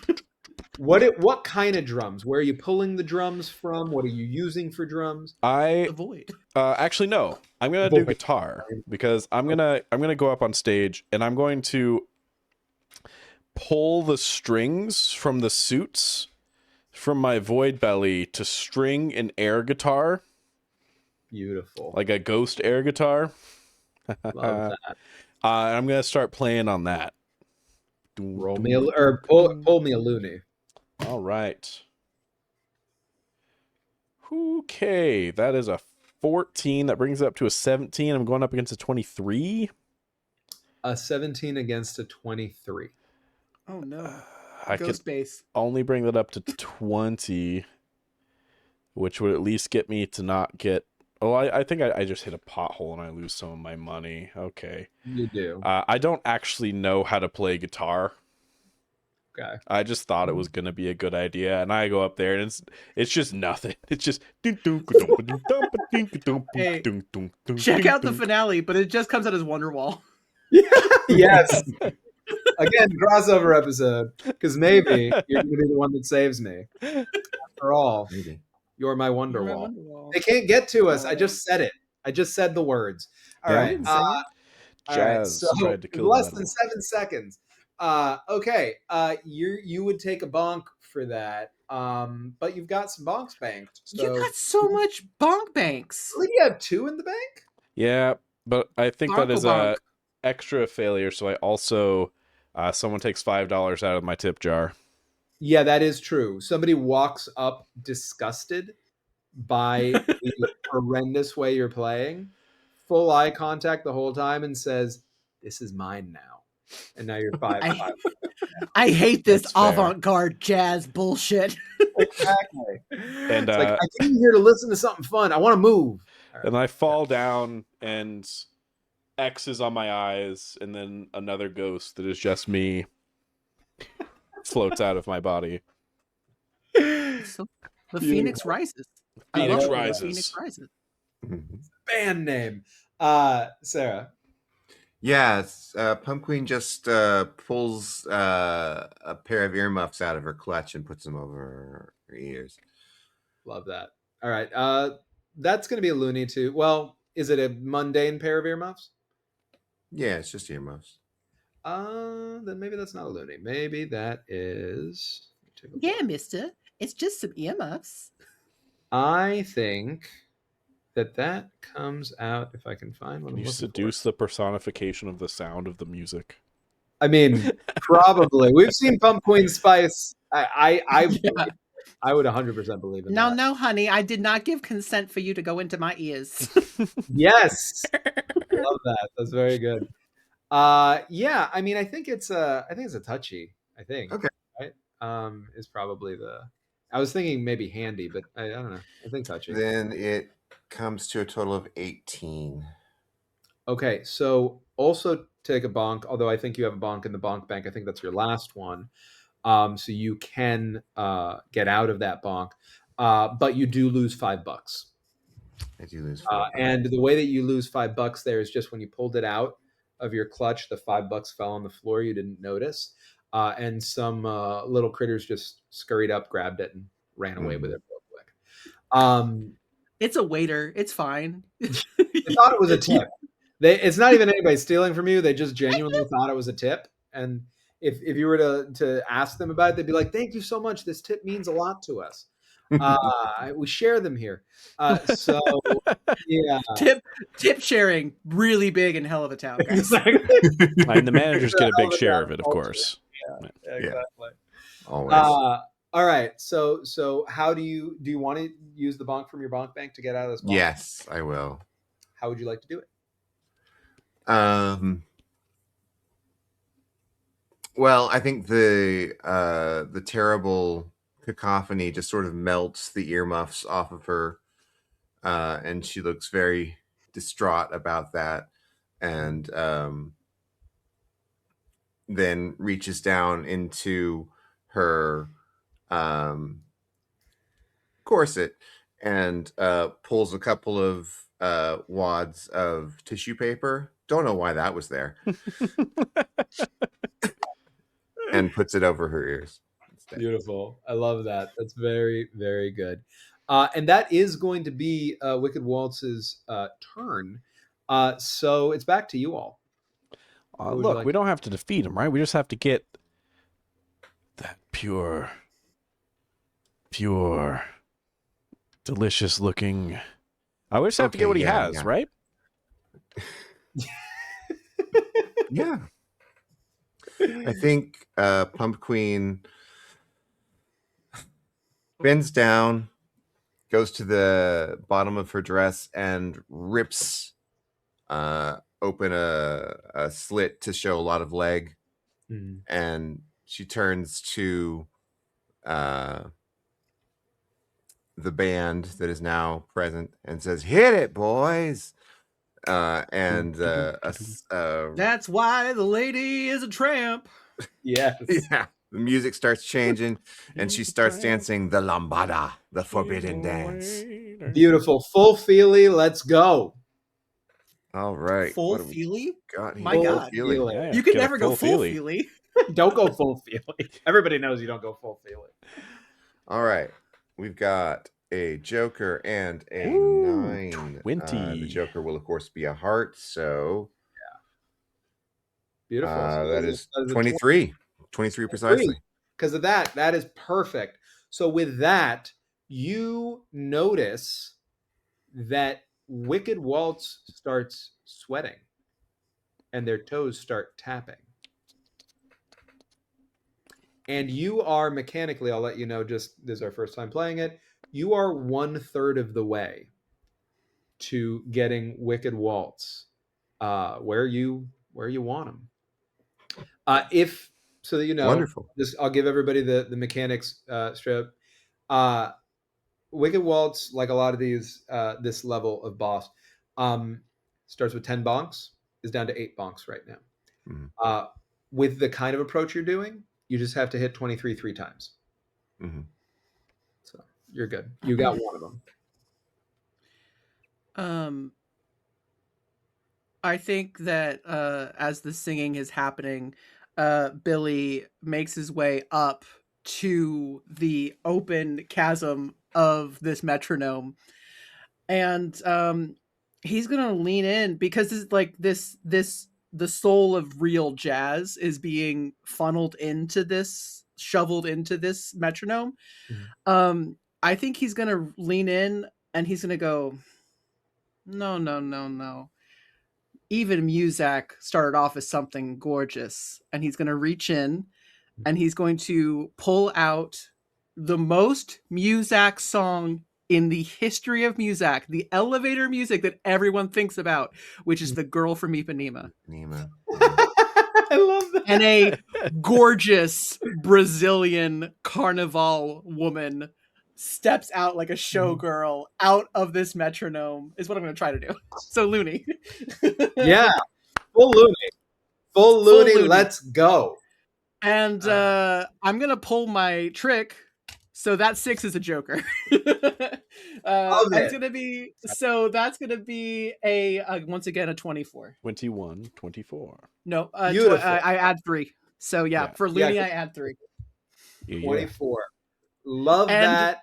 The original Garota de Ipanema starts playing the real samba in Portuguese. So, yes, so that's happening in stellar, perfect Portuguese.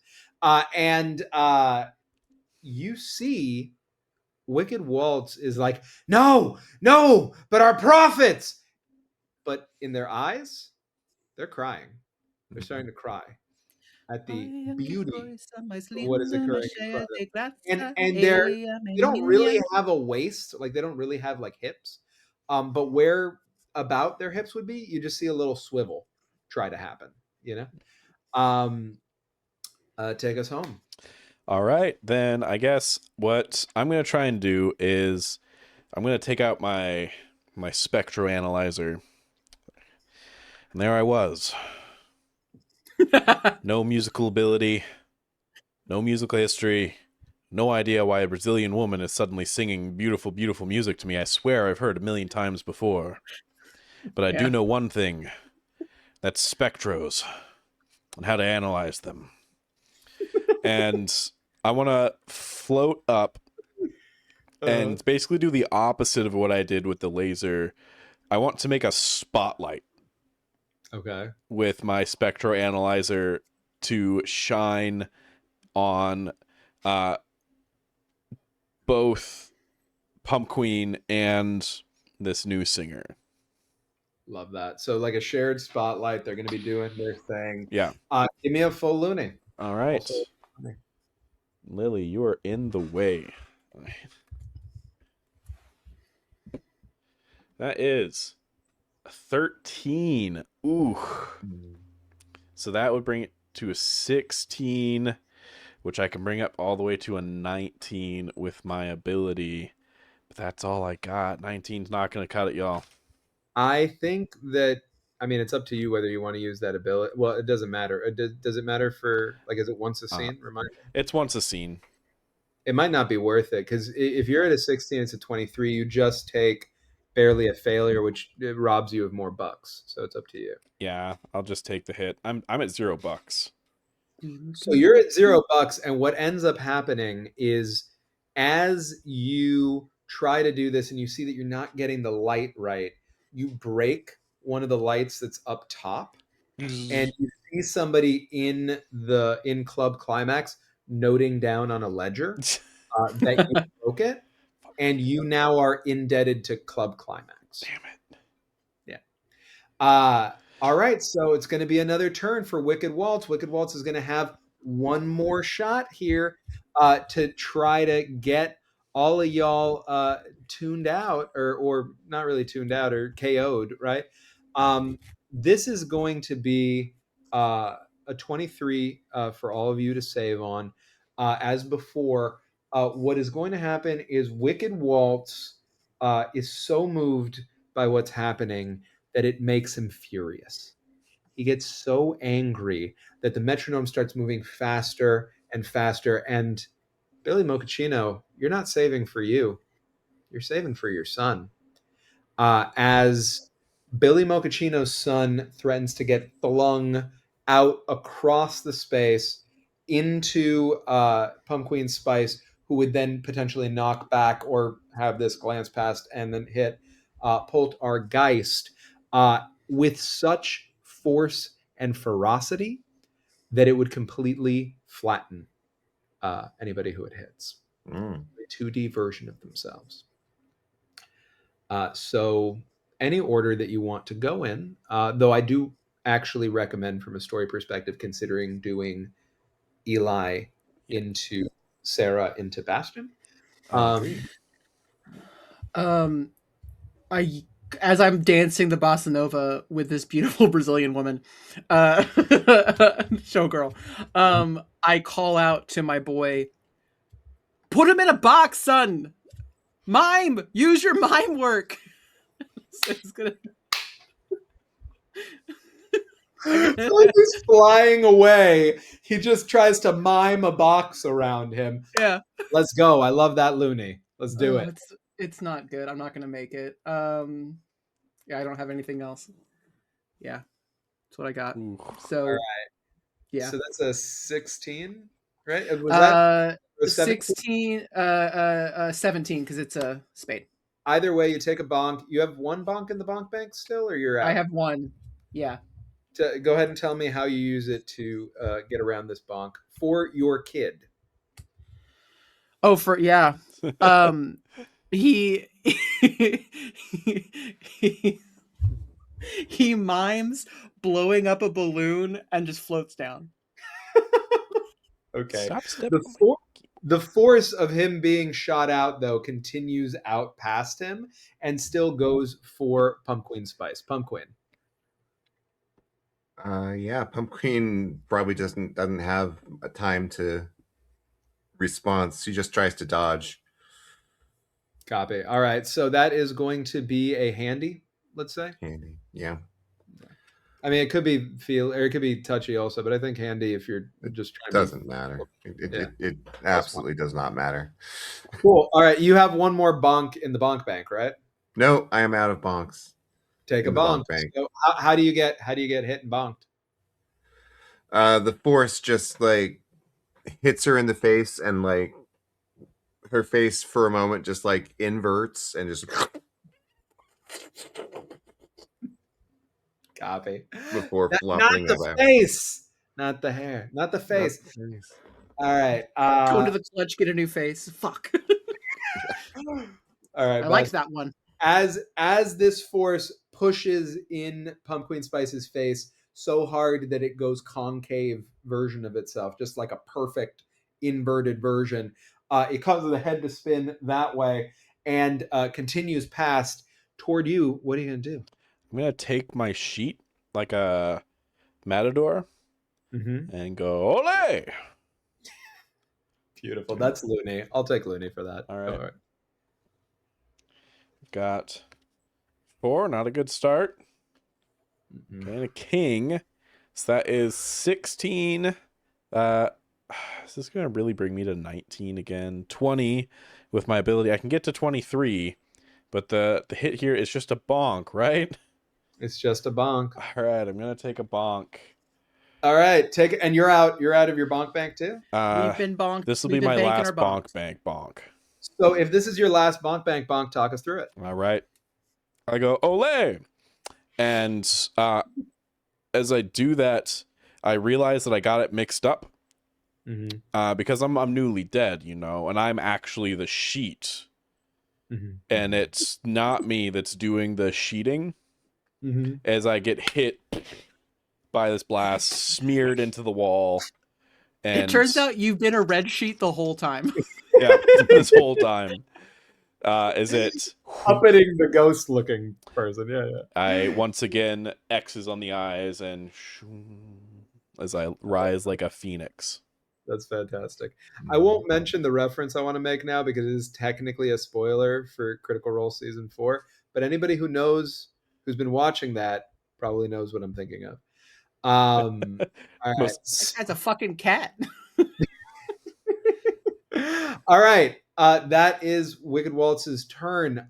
So one move away. I mean, 8 bonks away, but one of these other moves away. Just got to hit a 23. You could do it as a group roll if you want to do another Trinity thing. The way a group roll works, as long as the majority of you succeed, you're good. So you only need 2 out of the 3 of you to succeed. But if we don't do a group roll, we only need 1 out of the 3 of us to succeed. Right. That is also true. So mathematically, It's better to do the individual stuff. What we're telling you, kids at home, is don't work together. yeah. Oh, Work together. There's no benefit to that. Hey, you know what? Sometimes group projects are bad. I mean, that's also There's fair, no right? You I don't in have to team, but there's me in economy. And isn't that what Helluva Town's all about? Yeah. All right. So, go ahead. Who wants to go? I think Polt is embarrassed that he's flubbed 3 times in a row right now, and is going to float up. Things feel shaky. We're all taking hits. I don't know how much of that pure good stuff has made it into Walt at this point, but it feels like we don't got a lot of time. The straightforward attacks aren't working. And there I was. Forgotten, alone, like I had been my whole life. But maybe that's what I need, to be forgotten and alone. I'm going to phase through the floor. I'm going to go under the stage. And I'm going to see if I can grab the box and extend my ghost powers for the first time ever. After 3 days of being dead, I've never tried to take something else with me. I'm going to see if I can ghost phase this down under the stage with me. Ghost phase the box. Let's go. Let's go. Looney roll, please. Or Looney. Phase. If you know what I mean. Ghost phase the box. That is my That's what I was discard thinking. pile. That's not what I'm drawing from. It's because you All had right. so many good pulls before. That's what happens as you're pulling later in the thing. All right. Hell yeah. oh, looking good. Yeah. 20, and I can use my ability I've been holding off on this whole time to pull handy into the roll. Tell us, Bastion, friend of mine, how the now, it seems, newly successful mid-solving case, Polt R Geist, wants to do it. The camera pans out, and it's me next to the screen of me. As there he was, I gave him some tough love earlier in the show, but he needed it. He needed it to kick that habit of his, to show he didn't need ink to be good. The good was in him the whole time. He'd fallen into this trap of drinking ink, starting off his cases strong, and then running out of money, running out of ink, running out of friends, family, lovers. Not that he had any lovers, but if he did, he would have run out of them. But now, for the first time, he believes in himself. He believes that a lonely, miserable, terrible detective that is literally a pit of sadness can be successful occasionally after many attempts. And that's what it's all about. Is it zooms back in as I grab the box and start to phase it, and I feel the box cracking. And that's where I get handy with it, is I quickly take the string from the suits and start wrapping the box as I pull it down under to reinforce it and get it under the stage, locked in the magician's trapdoor. Beautiful. The smoke of this battle clears. You presumably emerge back onto the stage. Like a magician. Like a phoenix. As the phoenix rises, the fires that had started to break out in the space suddenly look like pyrotechnics. And in the moment after you three have completed this incredible feat of tunery, everyone holds their breath and erupts with raucous applause.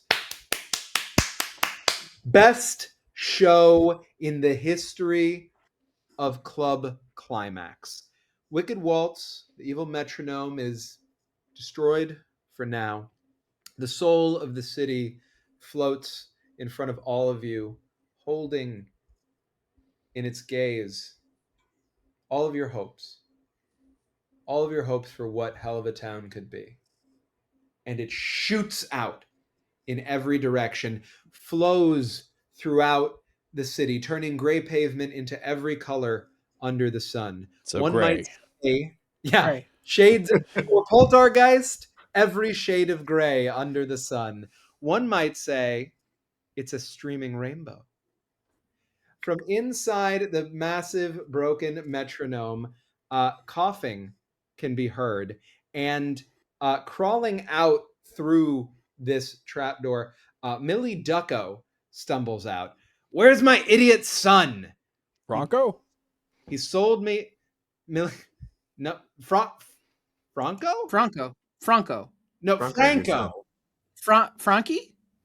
Frankie. Is that what that idiot told you all to call? Fine, whatever. He can be whatever. Franco, okay? Franco sold me out to that Wicked Waltz, and they were going to split the money on all these developments. I told him that that's not how we do it in Helluva Town.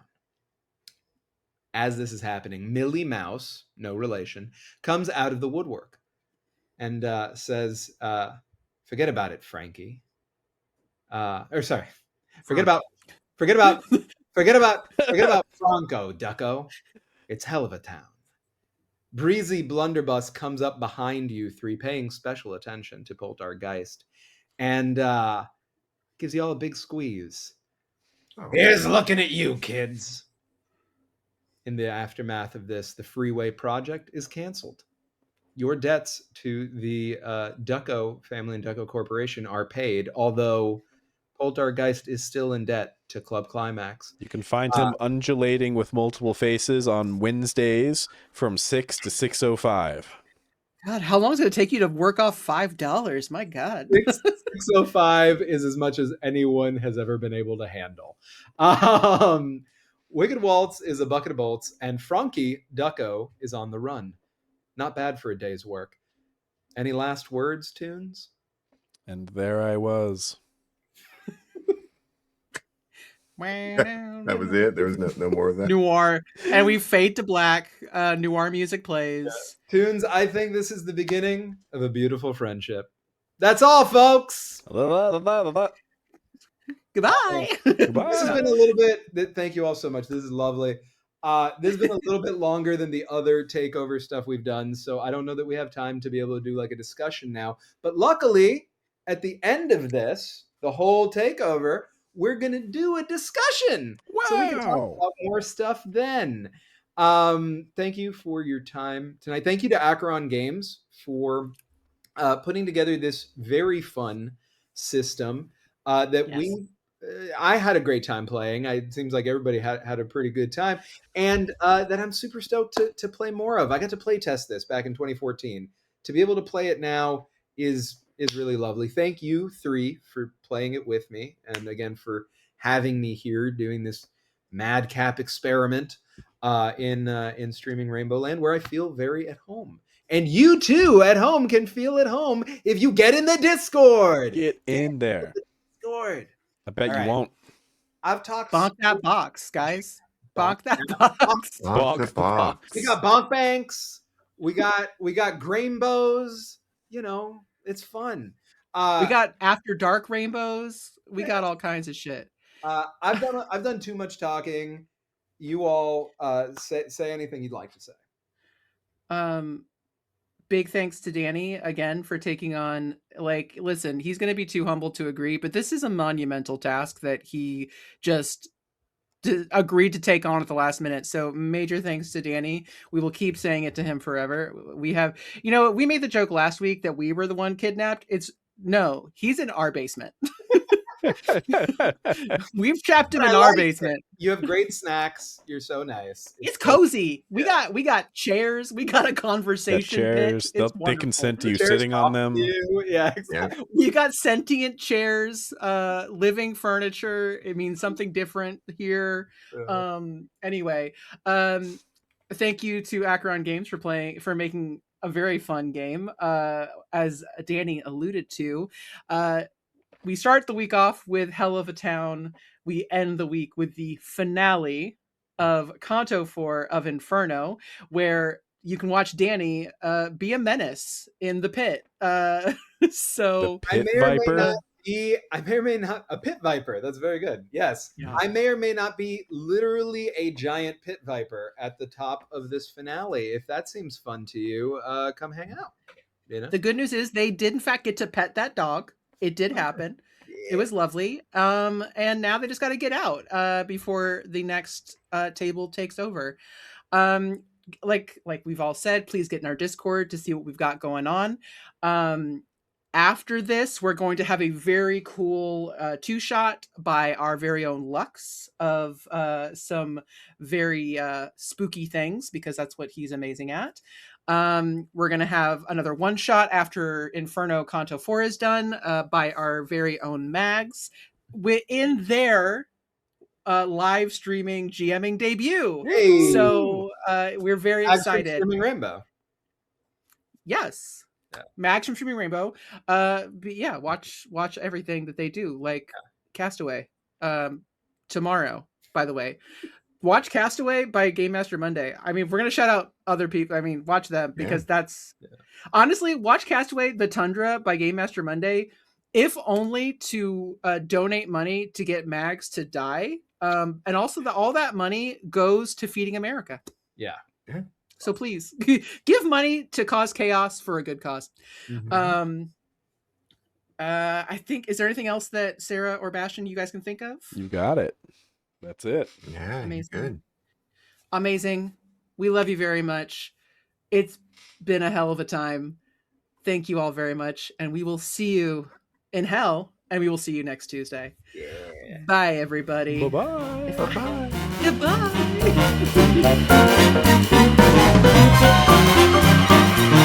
Goodbye.